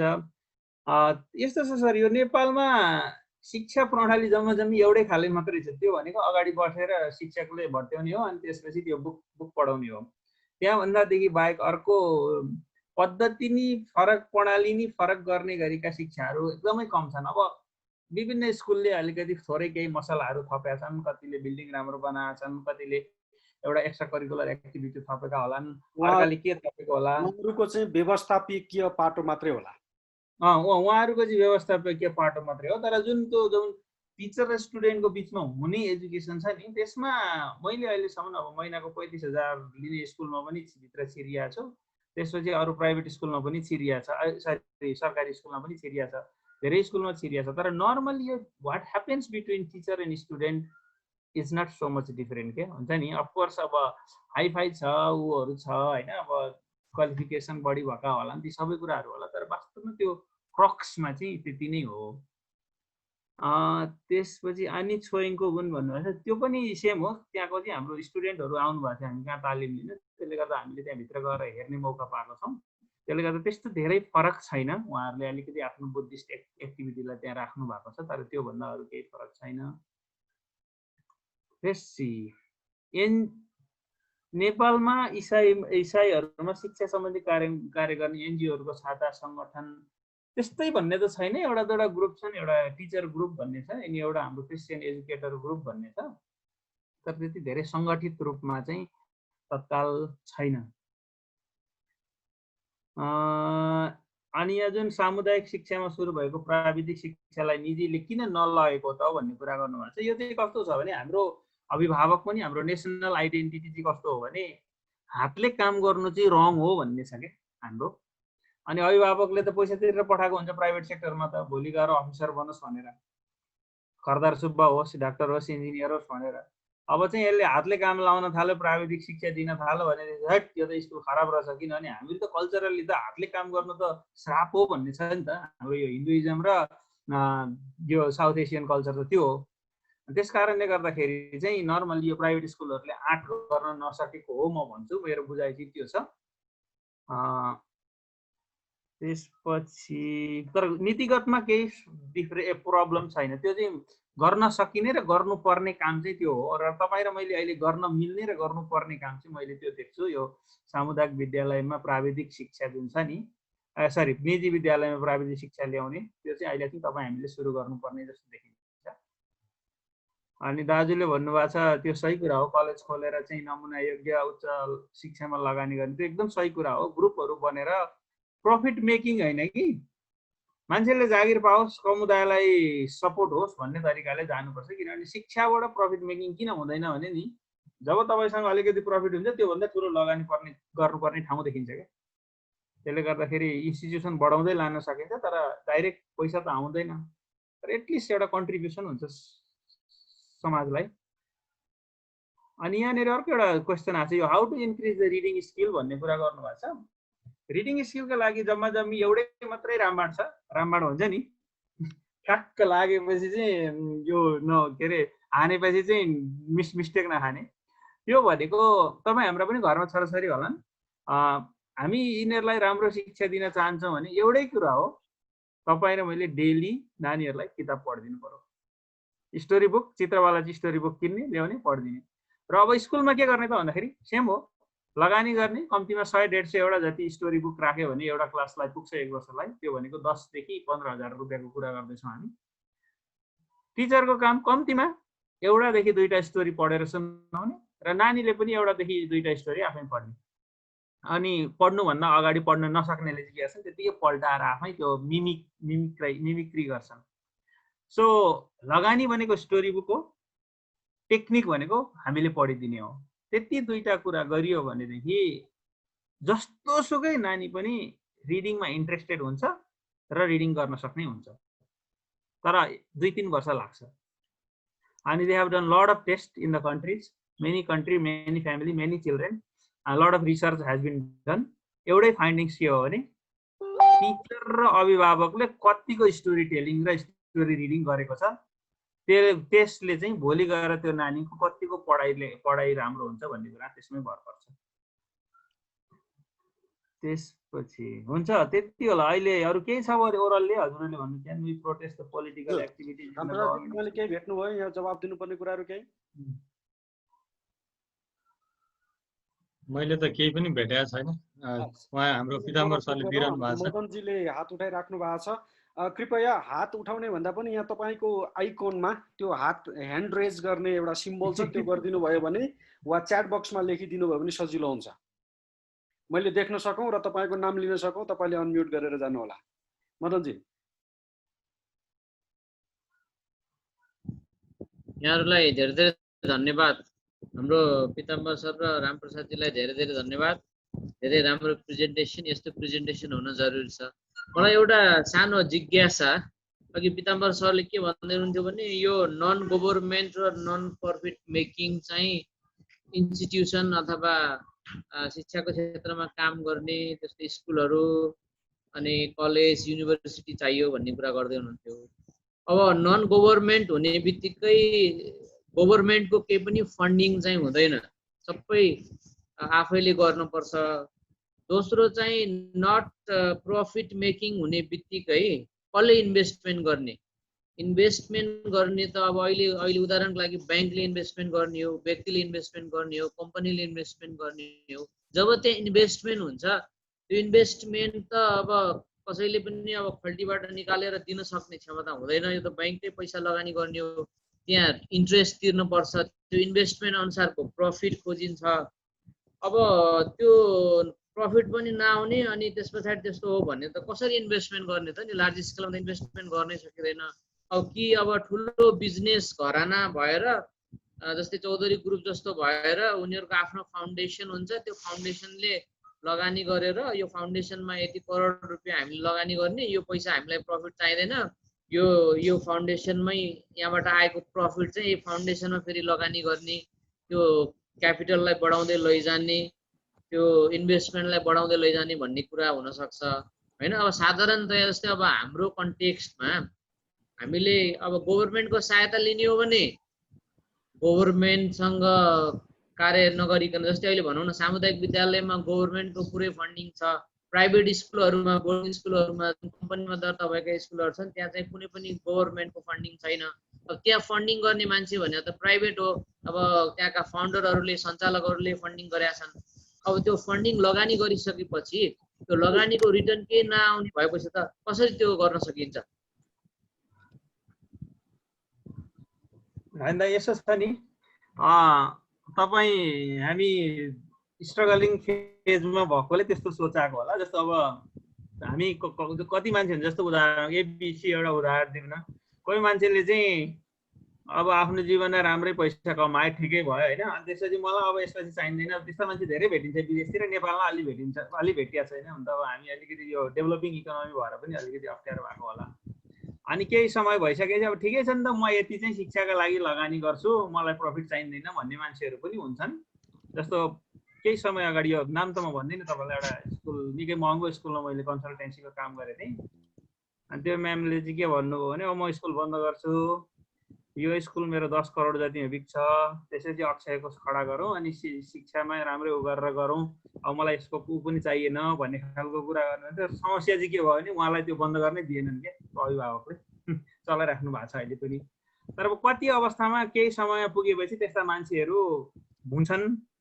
र एउटा अर्को चाहिँ अब हामी जस्तो क्रिस्चियन कम्युनिटीमा दिने उदाहरण होइन, अब बेस्ट केस सिनारियो हामी चाहिँ अब यहाँ एनसिएस हुनुहुन्छ, एनसिएफ हुनुहुन्छ होइन, अनि के जाति चर्च सङ्गठनहरू हुनुहुन्छ। हामीले चाहिँ हरेक चर्चले चाहिँ अब 10% चाहिँ यो शिक्षाका लागि लगानी गर्छौँ है भनेर हामीले चाहिँ आँट गरेर सुरु गऱ्यौँ भनेदेखि चाहिँ 1-2 वर्षमा, 2-4 वर्षमा हामीले केही कुराता खडा गर्न सक्छौँ नि त। अनि त्यो एउटा इम्प्याक्ट दिने सुरुवात नभएर हो, तर त्यस्ता ग्रुपहरू पनि हुन्छन्, मान्छेहरू पनि हुन्छन्, खोज्नुपर्छ, भेटिन्छ। पार्टी कार्यालयलाई त जग्गा दिने मान्छे हुन्छन् भने शिक्षा ऊ खोल्छु भन्दाखेरि लगानी गरौँ भन्दा गर्न सक्ने मान्छेहरू बिस्तारै भेटिन्छ। अहिले नभेटियो होला, तर ग्रेजुअल्ली भेटिँदै जान्छ दाइ। त्यही हो, अब इमिडिएट प्रफिट खोज्दिन, I am safe and secure भन्ने खालको मान्छेहरूले गर्न सक्छन्। अब एउटा हुन्छ नि 50-60 वर्ष पुगिसकेपछि ठिकै छ मलाई पुग्छ, यता गरौँ न भन्ने पनि हुन्छ। र अर्को हाम्रो जस्ता रिलिजियस ग्रुपहरूले हामीले आँट गर्दा पनि हुन्छ। अब जस्तो एबिसी मानिलियो आइएनएफ भन्यो न, अब आइएनएफले आँट गर्यो भने आइएनएफ नसक्ने अवस्था छैन नि त, उसँग त धेरै जेठोहरू छ, जग्गाहरू छ, कता कता कुन कुन ठाउँमा बिल्डिङहरू छ। त्यो टाइपको अर्गनाइजेसन्स, त्यस्तो संस्थाहरूले सोच्नु। अथवा कुनै क्रिस्चियन ग्रुपले स्कुल चलाइरहेको छ मानिलियो अहिले, अब हामीलाई पुग्यो, why don't we try to make it non profit making भनेर त्यो तरिकाले जान सक्ने अवस्थाहरू पनि हुन्छ होइन। सो त्यहाँबाट सुरुवात गरेर अगाडि बढ्दै जानुपर्छ। अर्को चाहिँ यदि तपाईँ हामीले त्यस्तो गऱ्यौँ भने यो म्युनिसिपालिटिजहरूले जग्गा दिन खोज्छन् र चाहन्छन् पनि होला, किनभने उसलाई पनि आफ्नो ठाउँमा, जस्तो हाम्रो बिपी श्रेष्ठ भन्ने मेयरले हाम्रो सुरेश राज शर्मालाई बोलाएर चाहिँ धुलिखेलमा नगर काठमाडौँ युनिभर्सिटी खोल्न लाए जस्तै उहाँले जग्गा दिएर खोल्न लाउनु भयो नि। त्यस्तै मेयरहरू पनि भेटिन्छन् सर्टेन ठाउँमा गइसकेपछि। अनि अर्को कुरा चाहिँ नन प्रफिट मेकिङ भयो भने अहिले त स्थानीय निकायसँग बिस्तारै समन्वय गर्दा कुनैले हुन्छ नि त, हाम्रो ठाउँमा शिक्षामा यस्तो राम्रो काम हुन्छ भने म लगानी गर्न पनि तयार छु भनेर स्थानीय निकायलाई त्यो पोसिबिलिटी पनि दिएको हुनसक्छ। सो देयर आर वेज दाजु, खोज्नुपर्छ, सुरुमै नभेटिएला तर बिस्तारै सानोबाट गर्न सकिन्छ।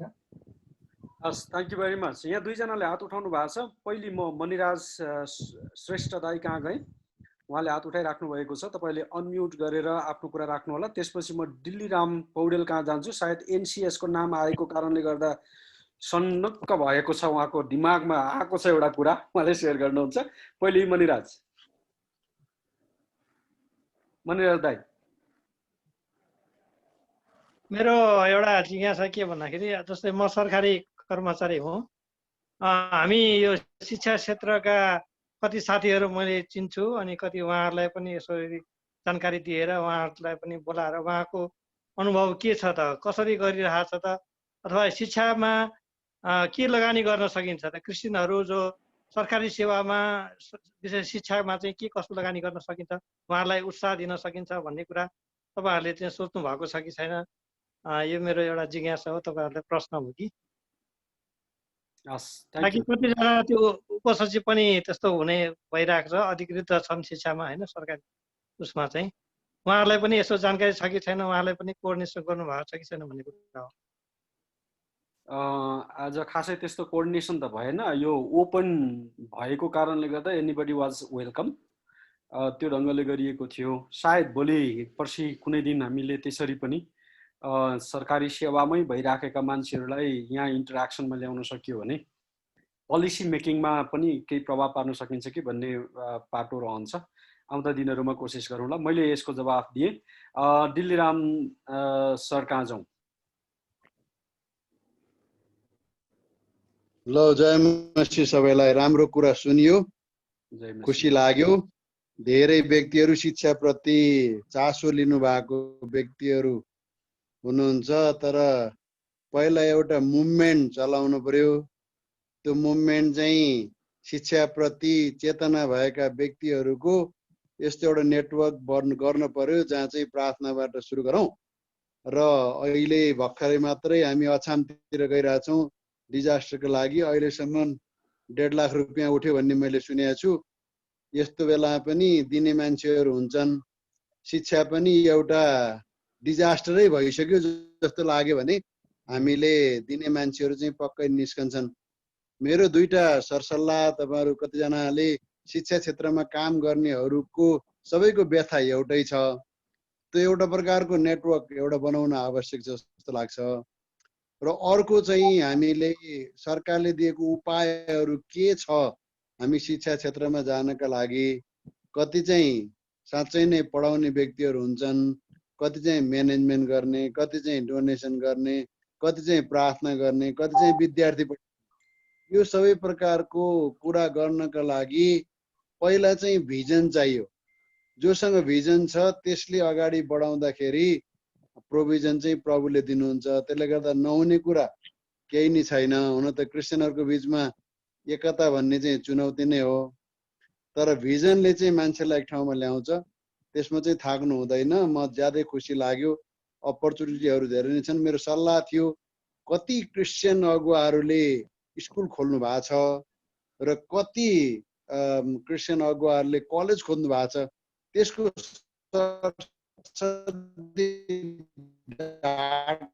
जस्तै भयो भने सायद हामी कहाँ छौँ भनेर अर्कोचोटि कन्सल्टेसन गर्न अलि सजिलो हुन्थ्यो कि भन्ने चाहिँ विचार। व्यथा पनि थाहा हुन्छ, पीडा पनि थाहा हुन्छ, त्यो पीडा पनि सुन्न पायो भने। हस्, थ्याङ्क यू भेरी मच भन्ने मेरो प्रश्न। मलाई भनेर चाह लागिरहेको छैन। सबैजना यहाँ NCS कै हुनुहुन्छ, मैले सबैलाई समाजकै। हस्, थ्याङ्क यू भेरी मच। यहाँ नवराजजीले पनि हात उठाउनु भएको छ। तपाईँहरूले नोट गर्दै गर्नु होला। भरे अन्तिममा हामी पिताम्बरजी र रामप्रसादजी दुवैबाट कमेन्ट लिन्छौँ, क्लोजिङ कमेन्ट जस्तो रिमार्क। पहिले नवराजजीबाट सुनिहालौँ। छोटो गरी आफ्नो विचार राखिदिनुहोस्। नवराज पन्त चितवनबाट। सबैलाई नमस्कार, जय मसी। हामीले एउटा चाहिँ स्कुल पनि खोलिरहेका छौँ, नेपाल कोरिया विजडम स्कुल भनेर, सार्वजनिक शैक्षिक अन्तर्गत खोलिरहेको हो। 17 वर्ष भयो चलाएको। अनि मैले चाहिँ धेरै प्रकारको यस्ता कुराहरूमा अनुभव बटुलेको छु। नेपालमा यो शैक्षिक विधिबाट स्कुल चलाउनु पनि जान्ने कुरो होइन। अहिलेसम्म 1.5 करोड नेपाली उहाँको साउन्ड अडियो त्यति राम्रो भइराखेको छैन, सुन्न बुझ्नलाई निकै कठिन भयो र अहिले म्युटै भयो। नवराजी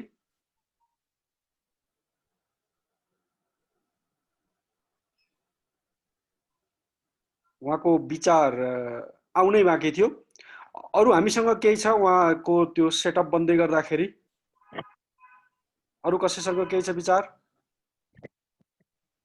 शिक्षा क्षेत्रमा लामो समय अनुभव गर्नुभएका व्यक्तित्वहरू हुनुहुन्छ, तपाईँले आफ्नो विचार केही छ भने छोटो गरी 2-3 मिनटमा सिध्याउने गरी राखिदिनुहोस्।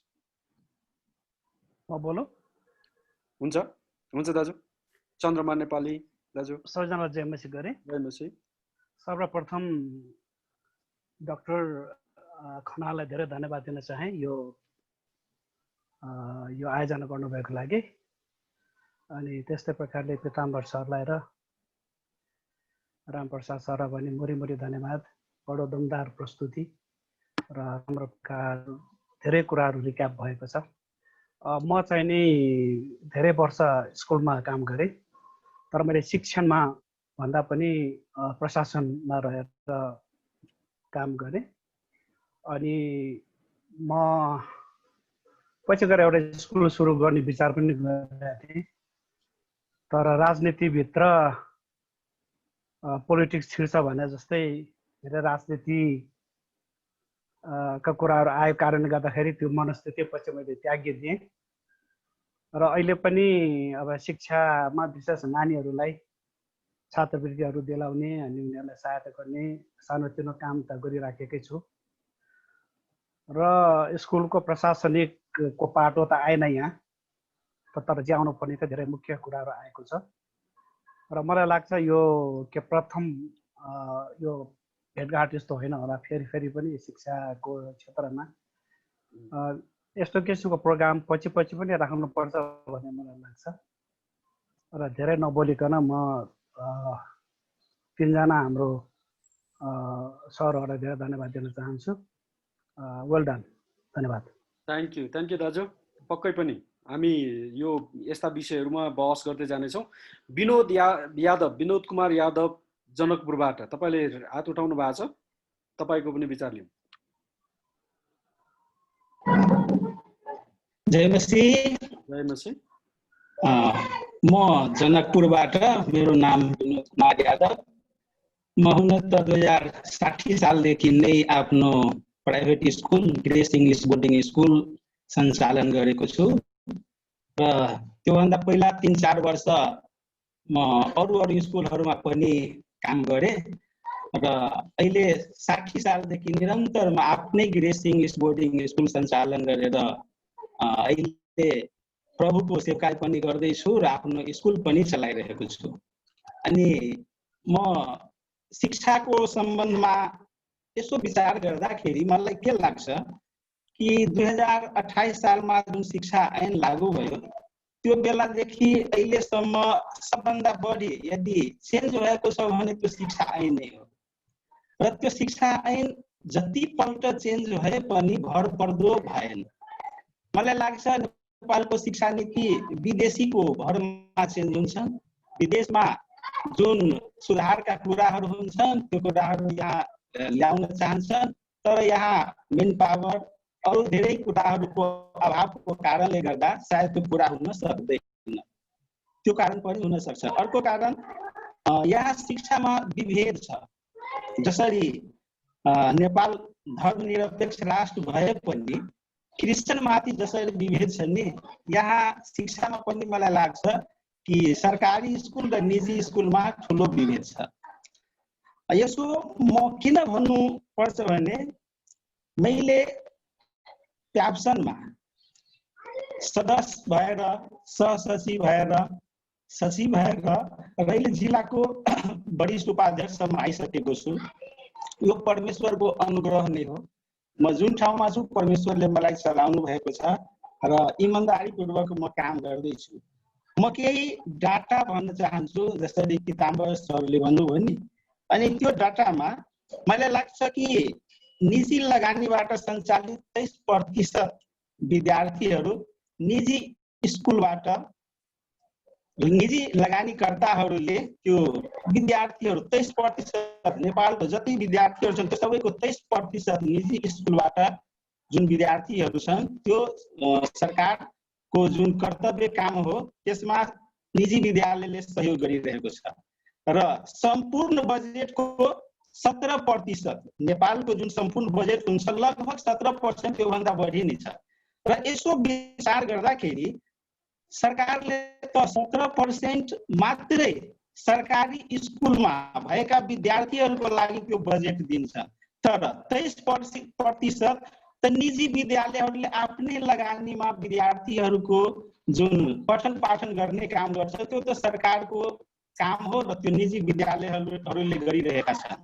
र मलाई एउटा कुराबाट म चित्त मलाई बुझेको छैन, त्यो के हो भने पिताम्बर सरले आफ्नो त्यो प्रतिवेदनमा उहाँले भन्नुभयो कि प्राय जसो यहाँका विद्यार्थी निजी विद्यालयहरू नाफामूलक भएर, मनी माइन्डेड भएर काम गर्दैछन्।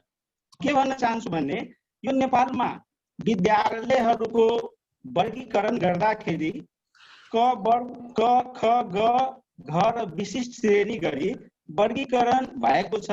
अनि त्यसमा निजी विद्यालय घ श्रेणीमा 40% छन्, ग श्रेणीमा 35% छन्, ख श्रेणीमा 15%, क श्रेणीमा 7% र विशिष्ट श्रेणीमा 3% मात्रै छन्।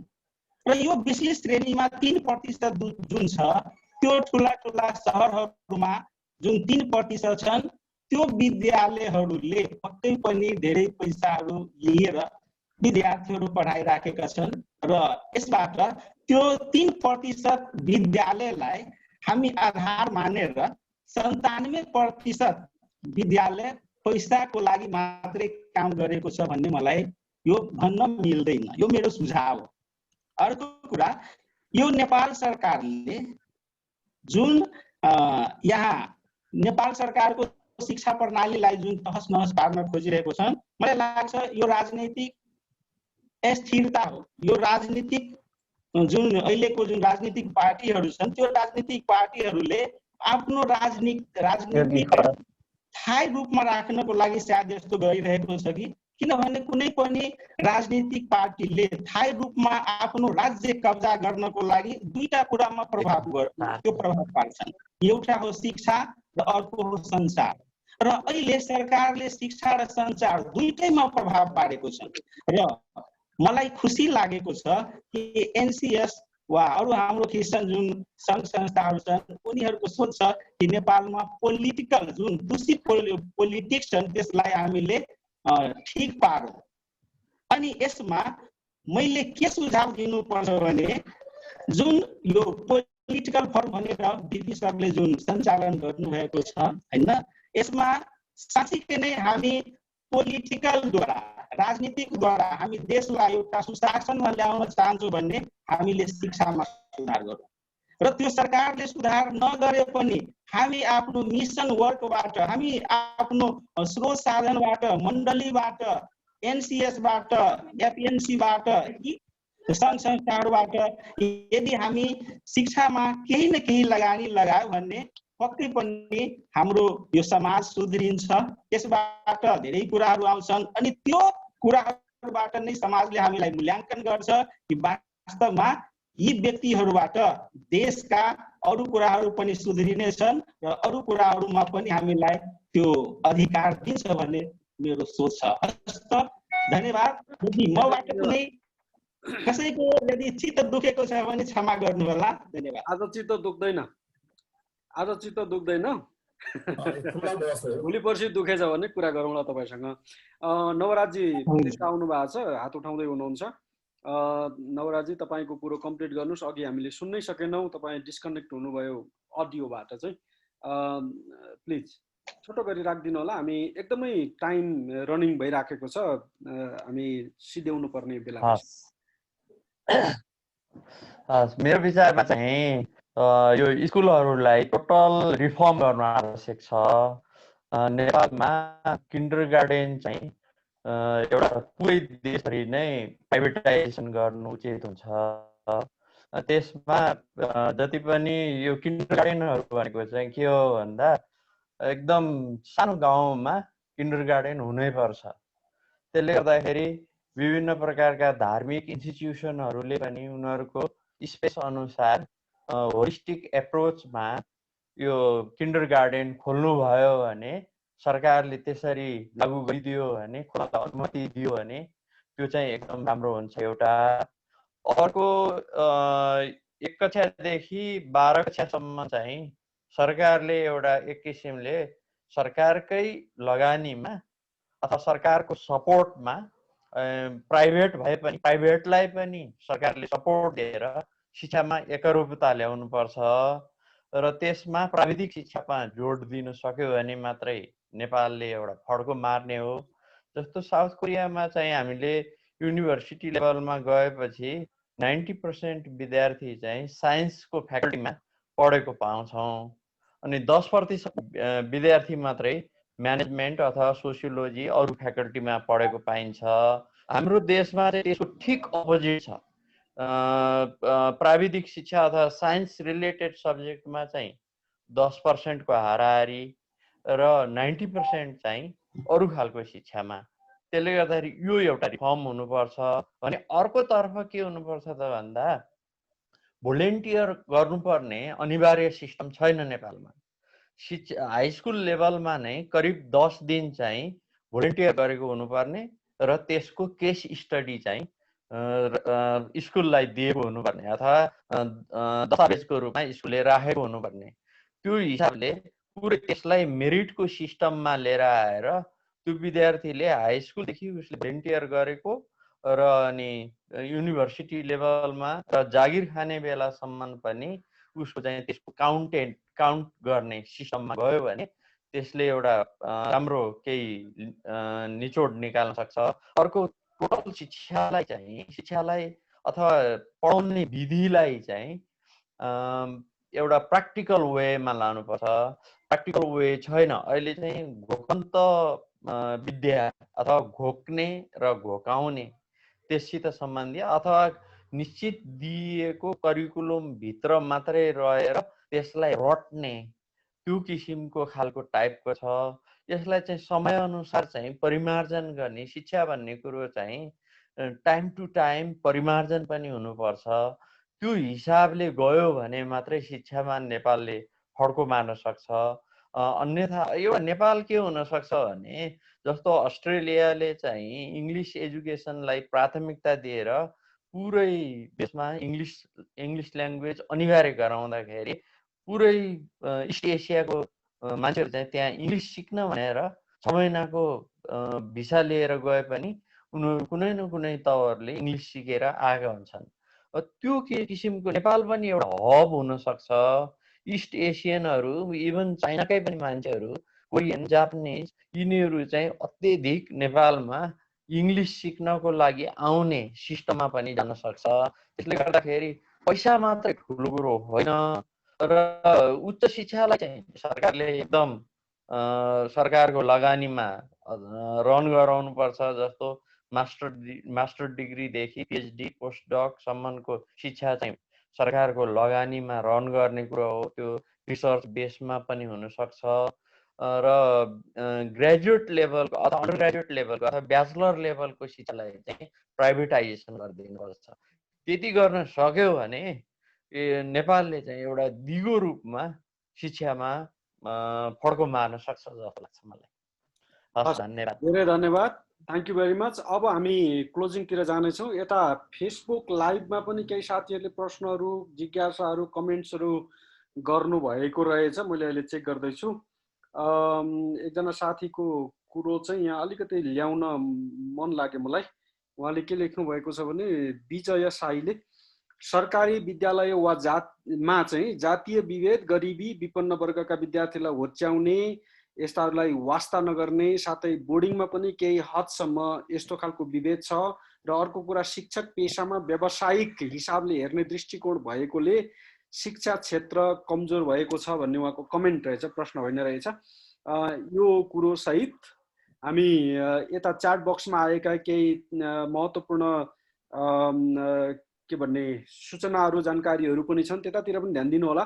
र अब हामी क्लोजिङ रिमार्कमा जाउँ। पहिले रामप्रसादजी, तपाईँले थपेर केही भन्न पर्ने, छुटाउनु भएका केही कुरा छन् भने भन्नु होला। अहिले हात उठेको छैन, त्यसकारण रामप्रसादजी, त्यसपछि पिताम्बरजी, अनि हामी अन्तिम क्लोज गर्नेछौँ। हुन्छ, धेरै धन्यवाद। एकदमै खुसी लाग्यो, धेरै इन्टरेक्टिभ भयो। पछि बोल्नुहुने सरहरूले एकदमै राम्रो अवधारणाहरू राख्नुभयो, धेरै धेरै धन्यवाद छ। प्रकाश विक्रम भाटज्यूको एउटा प्रश्न थियो, why don't churches and Christian organization support government at the local level by sending transformational teacher and make transformation rather than doing new project भनेर। यो मण्डलीहरूले सरकारी स्कुलमा भोलिन्टियर पठाउने कुरा चाहिँ सुन्दा सजिलो छ, तर व्यावहारिक रूपमा यो धेरै गाह्रो छ। त्यसमाथि पनि चर्चको मान्छेहरू स्कुलमा जाने कुरा समुदायले त्यति सजिलै लिँदैन। धेरै ठाउँहरूमा यो असम्भव जस्तै नै छ, केही ठाउँहरूमा यो सम्भव हुन सक्छ। तर तपाईँले भन्नुभएको कुरा चाहिँ यो सैद्धान्तिक रूपमा चाहिँ एकदमै राम्रो कुरा हो, तर व्यावहारिक रूपमा यो कठिन छ पठाउनलाई। अनि सरकारले भन्छ हामीसँग अलरेडी जनशक्ति छ, त्यसकारण चाहिँदैन, वा पठाउँदाखेरि पनि हामीले 1 दिन 2 दिनको लागि स्कुल सफा गर्छौँ भनेर गयो भने देला, वा बच्चाहरूलाई यसो 1-2 कथा भन्छौँ भनेर गयो भने देला, तर लामो समय इम्प्याक्ट पार्ने हिसाबले हाम्रो मण्डलीबाट मान्छेहरू त्यहाँ जानलाई त्यति सहज चाहिँ हुँदैन भन्ने लाग्छ। ओके, यो यति नै हो। त्यहाँ त्यो चाहिँ एउटा मलाई अलिकति लागेको भएर मैले त्यसको जवाफ दिन खोजेको मात्रै हो। धेरै धेरै धन्यवाद। म धेरै समय लिन चाहन्न, यहाँले एकदमै राम्रोसँग सुनिदिनु भयो अनि हाम्रो मनमा लागेका कुराहरू राख्ने मौकाहरू पायौँ। र वास्तवमै नेपालको शिक्षा क्षेत्र एकदमै खस्किँदै गएको अनुभव भइरहेको छ। पछिल्लो समय के अरे इङ्ग्लिसलाई कम गरेर संस्कृतलाई प्रमोट गर्नको लागि भनेर यहाँको शिक्षा नीतिहरू त्यो तयार हुँदै गरेको, त्यो लागू हुँदै गरेको अवस्था छ। थाहा छैन यो भयो भने नेपालको शिक्षा झनै कहाँ पुग्छ भन्ने थाहा छैन। अनि कुन आइडियोलोजीले यो कामहरू गरिँदैछ वा कसको इसारामा गरिँदैछ भन्ने कुराहरू पनि त्यति क्लियर छैन। तर नेपालको शिक्षा क्षेत्रलाई चाहिँ राजनीतिक हिसाबले तहस नहसै पार्ने एक खालको प्रयासहरू चाहिँ भइरहेको अवस्था छ। अनि यतिखेर हामी शिक्षामा काम गर्ने मान्छेहरू अलिकति बलियो भएर खडा हुनु पनि आवश्यक देखिन्छ। हुन्छ, प्रभुले यहाँहरू सबैलाई आशिष दिउँ। धन्यवाद। जय मसिह। हुन्छ, यो मौकाको निम्ति धन्यवाद। मैले अघि पनि भने त्यो जुन रिक्वायरमेन्टको कुरा, परमेश्वरले कहाँ वेब पठाउनुहुन्छ हामीले त्यहीँ सर्फिङ गर्न सक्छौँ। आज तपाईँ र मेरा निम्ति मौका हो। अनि धेरै मान्छेहरू पैसाको पछि लागेका छन्, राजनीतिकर्मीदेखि लिएर हामी मण्डलीका अगुवाहरू पनि कति अवस्थामा। तर at the end of the day तपाईँ जब 60-65 वर्षको हुनुहुन्छ, अब हामी हुन्छौँ, अनि हामी जिन्दगीमा पछाडि फर्केर हेर्छौँ क्या मैले के गर्ने त जिन्दगीमा। अनि त्यो हेर्दाखेरि चाहिँ हामी प्राउड हुन सक्नुपर्छ कि मैले यो परिवर्तन ल्याएँ, यो कुरा गरेँ, एटलिस्ट मेरो एफोर्टमा त्यहाँनिर केही गर्न सकेँ। किनभने परमेश्वरले तपाईँलाई मलाई त्यत्तिकै पठाउनु भएको छैन, उहाँले कुनै उद्देश्य साथ पठाउनु भएको छ क्या यो ठाउँमा यो बेला। र अहिले नेपालमा चाहिँ खडेरी एक्चुअली धेरै कुरामा खडेरी छ, शिक्षामा झनै ठुलो खडेरी छ। अनि त्यस कारणले गर्दाखेरि मैले चाहिँ यसलाई चाहिँ मौकाको रूपमा लिएको छु। Maybe we can start somewhere, technical education, technical high स्कुलबाट हामी सुरु गर्न सक्छौँ होला। Maybe we can also start supporting whoever are already running primary स्कुल्सहरू रन गरिराखेकालाई सपोर्ट गरेर केही गर्न सक्छौँ होला। तर तपाईँ र मेरा निम्ति एउटा नुन र ज्योति हुने मौका हो। कुन तरिकाले हुन्छ, के गरेर हुन्छ, अघि लिनाम सरले भन्नुभयो, हामीलाई थाहा छैन, धेरै कुरा हामी देख्दैनौँ, तर if we really want, God will make a way, we can try to do something. अनि त्यसका लागि चाहिँ यो मौकाको रूपमा लिउँ, हामी जस्तो ग्रुपहरू अगाडि आउनुपर्छ। मैले खोजेको चाहिँ त्यो हो। म तपाईँहरू सबैजनालाई इन्करेज गर्न चाहन्छु, इन्क्लुडिङ माइसेल्फ, होइन। अनि let's think something, what can we do in this time, in this country. र अर्को कुरा, there are many problems, legal प्रब्लमहरू छन्, पोलिटिकल प्रब्लमहरू छन्। अनि जे अलाउड छ त्यहाँबाट सुरु गर्दै गयो भने maybe they will also change. तर जुन कुरा अलाउड छैन, अब त्यो हामीले धेरै कुराहरू चेन्ज गर्न खोजेर फेरि लामो समय पनि लाग्न सक्छ। So what is allowed at this moment, let's start from there. के चाहिँ हामीलाई कानुनले कुन कुरा अलाउ गरेको छ हेर्न मिल्छ। शिक्षा नीति आइसकेको छ, नियमावली आउन लागेको छ, त्यसले गर्दाखेरि धेरै कुराहरू के गर्न मिल्छ, के गर्न सकिन्छ भन्ने कुराहरू धेरै क्लियर छ र क्लियर अझै गर्न पनि सकिन्छ। So there is opportunity, let's think in that way, how we can grab this opportunity to become salt and light. है, तपाईँ र मेरो च्यालेन्ज चाहिँ यो हो। हुन्छ, धेरै धेरै धन्यवाद यो मौकाको निम्ति। धेरै धन्यवाद, थ्याङ्क यू भेरी मच सबैजनालाई, सबैजनाको उपस्थितिको निम्ति हार्दिक धन्यवाद। आज हामी धेरैजना बसेर कुराकानी गर्ने अवसर भयो। 57 जना हामी थियौँ, अहिले घटेर निकै तल झरिसक्यौँ। अन्तिममा यहाँहरू सबैलाई फेरि पनि धन्यवाद, छोडेरै गइसक्नु भएकाहरूलाई पनि धन्यवाद छ। आउँदा दिनहरूमा हामी थप विषयहरूलाई लिएर आउनेछौँ। शिक्षाको विषयमा हामीले थोरै चर्चा गऱ्यौँ, सायद हामी स्वास्थ्यको क्षेत्रमा कुरा गर्छौँ होला आउँदा दिनहरूमा, र हामीले के गर्न सक्छौँ, के गर्न पर्छ भन्ने विषयमा पनि इन्टरेक्सन गर्ने नै छौँ। यहाँ अरू पनि कमेन्ट्सहरू आएको छ। एउटा प्रश्न थियो, हाम्रो मर्कुस देउलाजीले सोध्नु भएको प्रश्न थियो, पोस्ट पेन्डेमिक अवस्थामा चाहिँ यो अनलाइन एजुकेसनमा विद्यार्थीहरूलाई कति जति चाहिँ विद्यार्थीहरूलाई अहिले समेट्न सकिएको होला, त्यो जान्न पाए हुन्थ्यो भनेर लेख्नु भएको छ। अहिले सरकारले चाहिँ 5वटा क्याटेगोरी गरेका छ। अलिकति माथि तपाईँले फ्लिप गर्नुभयो यो च्याट बक्स भने, रामप्रसादजीले त्यहाँ त्यो सरकारले पहिचान गर्ने क्षेत्रहरू भन्नाले 5वटा वर्ग छुट्याइराखेको छ। पहिलो वर्गमा चाहिँ सबै किसिमका प्रविधिको पहुँचभन्दा बाहिर रहेका विद्यार्थी वा विद्यालयहरूलाई उनीहरूले पहिचान गर्दैछ अब के गर्ने भन्ने सवालमा। त्यसपछि रेडियो र एफएम को पहुँच पुग्ने विद्यालयहरू, त्यसपछि टेलिभिजनको पहुँच पुग्ने विद्यालयहरू र कम्प्युटर भएका तर अनलाइन कनेक्टिभिटी भनेको इन्टरनेट सुविधा नभएका विद्यार्थीहरू र सबै सुविधा सम्पन्न भएका विद्यार्थी वा विद्यालयहरूलाई क्याटेगोराइज गरेर त्यही अनुसार शिक्षालाई कन्टिन्यू गर्ने भन्ने ढङ्गले अहिले सरकारले यो क्षेत्रहरू छुट्याएको छ। थाहा छैन अब यो इम्प्लिमेन्ट गरिसक्दा कोभिड गइसक्छ कि, सरकारको ताल त्यस्तै हुन्छ। तैपनि आशा गरौँ के होला भन्ने। र अरू प्रश्नहरू खासै छैनन्। हामी एकदमै धन्यवादी छौँ, यो क्षेत्रमा राम्ररी कुराकानी गर्ने अवसर भयो। हामीले यो बहस निरन्तर चलाइराखेका छौँ। हरेक शनिबार 3 बजे नयाँ विषयमा हामी बहस गर्छौँ। तपाईँलाई यी कुराहरूले इन्ट्रेस्ट ग्राप गर्दैछ भने अरू पनि साथीहरू, तपाईँले सोचेका साथीहरूलाई जोइन गराइदिनुहोस्। आज यता फेसबुक लाइभमा पनि मैले हेर्दैछु धेरैजनाले एकदमै उत्साहपूर्वक उपस्थिति जनाउनु भएको छ। लाइभ चलिराखेको छ। अस्तिको चोटि हामीले लाइभ गरेका थियौँ, 1200 जनाले त्यो कार्यक्रमभन्दा पछि हेर्नुभएछ भनेपछि त्यो पनि धेरैजनालाई सिक्ने एउटा प्लेटफर्म बनिराखेको छ भन्ने लाग्छ। यो कार्यक्रम यसरी नै निरन्तर गइरह्यो भने केही महिनासम्म हामी चलाउनै पर्छ होला भन्ने लाग्यो। आज म पोलिङ गर्दिनँ, किनभने यो उत्साह देख्दै गर्दाखेरि पनि अर्को हप्ताको लागि के गर्ने भन्ने विषयमा हामी सल्लाह गरेर फेरि पनि ल्याउनेछौँ। हामी यो कोर टिममा हाम्रो विदुरजी हुनुहुन्छ, हाम्रो रामप्रसादजी हुनुहुन्छ, त्यहाँ कता रोशनजी हुनुहुन्छ, म आफै छु, अनि अरू पनि सुनिलजी आज आइपुग्नु भएन, र अरू पनि साथीहरूले हामीलाई सुझाव सल्लाहहरू दिन चाहनुहुन्छ भने प्लिज होइन अगाडि सरेर सुझाव दिदिनुहोस्। यो विषय यसरी लैजाउँ भनेर कुनै छन् भने भनिदिनुहोस्। एकदमै समय सिद्धिएको छ। रामप्रसादजीले औँला त ठड्याउनु भयो, चुप्लाक भन्या हो कि म बोल्छु भन्या हो थाहा भएन, तर अहिले सायद मैले माग्नुपर्छ होला, किनभने हामी 3 मिनटभन्दा कम समय छ। अर्को कार्यक्रम सुरु भइसक्यो, हामीले यता डिस्टर्ब नगरिदिउँ। प्रार्थनाको कार्यक्रम छ 7 नम्बर प्रदेश, सुदूरपश्चिमको प्रदेशमा हामी त्यहाँका अगुवाहरूसँग प्रार्थनामा भेला हुन लागिराखेका छौँ। बरु तपाईँले हात उठाइहाल्नुभयो, मैले अर्को व्यक्तिलाई प्रार्थनाको समय दिन खोजेको थिएँ। तपाईँले 2-3टा वाक्यमा केही भनेर प्रार्थना गरेर टुङ्ग्याइदिनुहोस् रामप्रसादजी। यहाँहरू सबैलाई मेरो नमस्कार, जय मसी।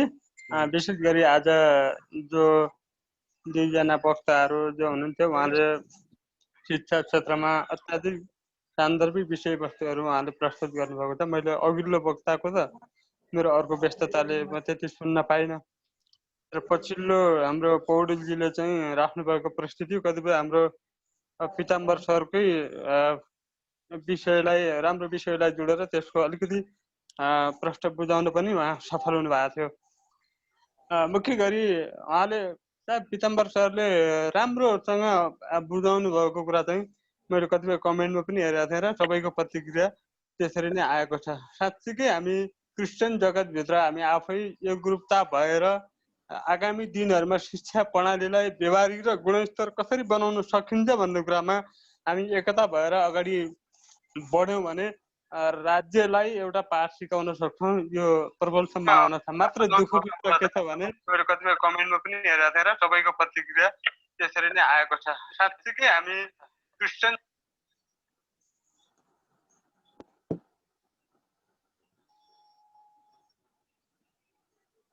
के बीचमा बोलिराख्नु भयो? छैन। त्यो हामी आफैमा पनि अलि एकरूपता कायम गरेर जसरी अघि डिल्लीराम सरले पनि कुरा गर्नुभएको थियो, यो खोजी गर्ने कुराहरू जसरी हाम्रा यस्तै सङ्घ संस्थाहरू छन् यिनीहरूले हाम्रा विद्यालयहरू क्रिस्चियन समाज अन्तर्गत रहेका विद्यालयहरूलाई कसरी गुणस्तर रूपमा विकास गरिरहेका छन् भन्ने कुराहरूको क्यालकुलेसन गरेर र यसलाई चाहिँ अझै गुणस्तर कसरी गर्न सकिन्छ। अहिले प्रभावकारी भनेको के हो भने क्रिस्चियन समुदायमा भएका छन् पूर्ण विकसित गर्न सकिन्छ यस्तो कुरामा। अर्को कुरो के हो भने हामीले अलिकति छुटेको कुरा अलिकति हामीले छुटाएको कुरो के छ भने जसरी गुणस्तर शिक्षाको कुराहरू हामीले गरौँ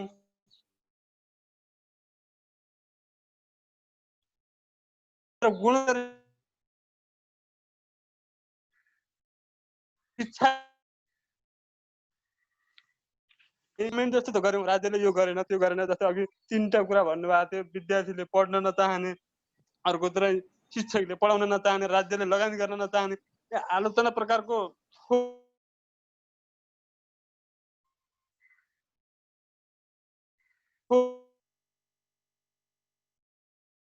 थोरै प्रस्तुति जस्तो त्यहाँ आयो। तर राज्यलाई चाहिँ दिने सुझाव हुन्छ नि, बहसको रूपमा चाहिँ अगाडि बढिराखेको समाजले राज्यलाई केही सुझावहरू दिइराखेको छ।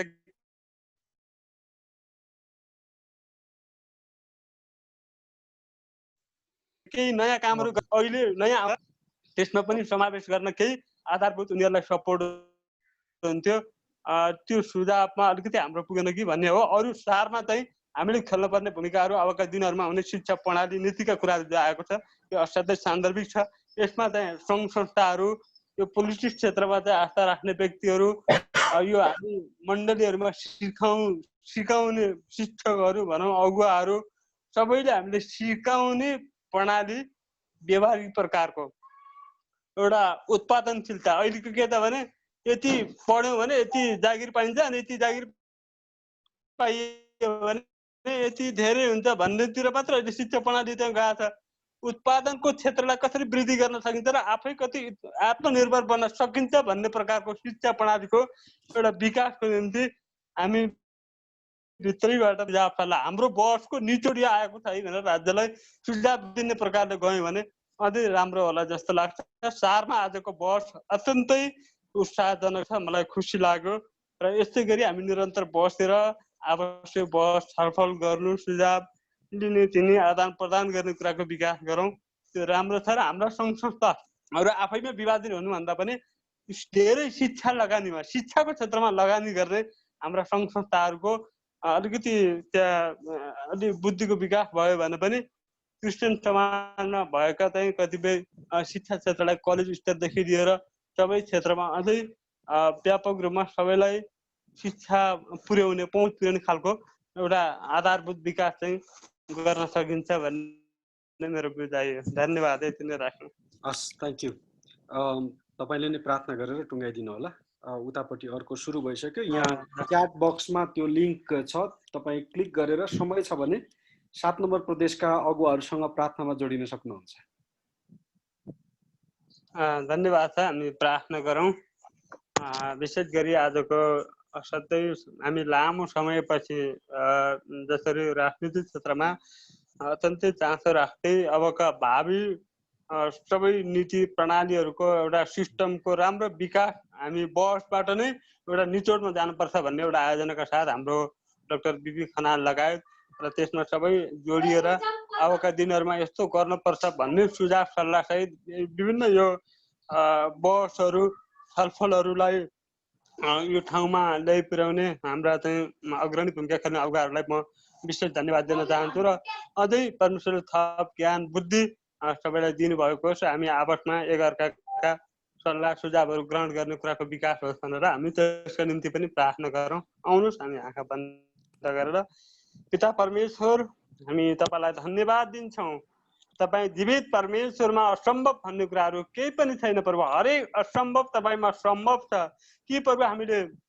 हामीले मनमा नसोचेका कुराहरू, हामीले कल्पना नगरेका कुराहरू, गहिरा गुप्त कुराहरू पनि प्रभु तपाईँले तपाईँका मानिसहरूमाथि प्रकट गर्नुहुन्छ र ती कुराहरू मानिसहरूलाई एक अर्कामा सेयर गर्ने कुरामा प्रभु तपाईँले सहायता गर्नुभएको छ। जसरी हामीले विगतको हप्तामा कानुनको क्षेत्रदेखि लिएर अहिले शिक्षाको क्षेत्रमा अनि राज्यको क्षेत्रमा भएका अपुग कुराहरूलाई अबका दिनहरूमा कसरी पूर्णता दिनुपर्ने, राज्यले कुन कुराहरूमा ध्यान दिनुपर्ने, हामी कुन कुरामा त्यसलाई चाहिँ एउटा सकारात्मक सोचका साथ अगाडि बढ्न पर्छ भन्ने छलफललाई प्रभु हामी तपाईँको हातमा समर्पण गर्दछौँ। किनकि हामी मानिस हौँ प्रभु, हामी राम्रै गर्छौँ भन्छौँ तर कतिपय हाम्रा विवेकले हामी पुर्याउन सक्दैनौँ। जो सबैलाई प्रभु राज्यका विभिन्न निकायमा रहेका, विभिन्न विभागमा रहेका, विभिन्न क्षेत्रमा रहेका मानिसहरूलाई पनि थप यो ज्ञान बुद्धि सहित नेपाल देश सानो छ, सुन्दर छ। यो देशमा कसरी शिक्षा क्षेत्रमा, कानुनी क्षेत्रमा,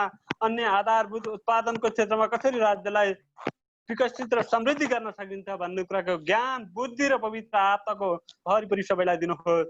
जसरी यो बहसमा छलफलमा रहेर प्रभु अनि परमेश्वरले नयाँ नयाँ ज्ञान बुद्धिका साथ अझै शिक्षा क्षेत्रलाई अझै कसरी गुणस्तर बनाउन सकिन्छ, अझै कसरी उत्पादनमुखी बनाउन सकिन्छ, अझै कसरी प्रभावकारी बनाउन सकिन्छ भन्ने कुराको प्रभु ज्ञान बुद्धि सहित अबका शिक्षा प्रणालीहरूलाई एउटा परिवर्तन र विकसशील एउटा शिक्षामा विकासको निम्ति थप ज्ञान बुद्धि अनि हाम्रा सम्बन्धित क्षेत्रका चाहिँ अगुवाहरूलाई, शिक्षाजीवहरूलाई त्यो दिनुहोस्। र प्रभु अबका राज्य सञ्चालनको सोच र विकासका साथ अब नयाँ सिस्टमबाट अगाडि बढ्नका निम्ति एउटा नयाँ उद्देश्यका साथ बहसमा ल्याउने, सामूहिक बहस एकीकृत रूपमा ल्याउने अगुवा परमेश्वरका पवित्र जनलाई पनि ज्ञान बुद्धि दिनुहोस्।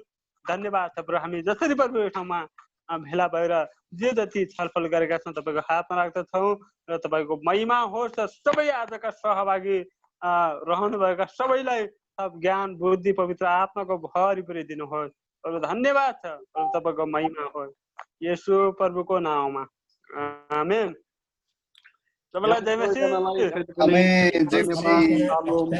Thank you so much presenters. धन्यवाद। च्याट बक्समा दिएको लिङ्कबाट तपाईँ अर्को प्रार्थनामा जोडिन सक्नुहुन्छ। नम्बर 7 सुमन भाइ। हस् भाइ भाइ, अहिले अर्को शनिबार 3 बजे भेटौँ। अवश्य। Yes. Bye-bye. Thank you very much. Thank you, Pitambarji and Ramprasad ji. And thank you all.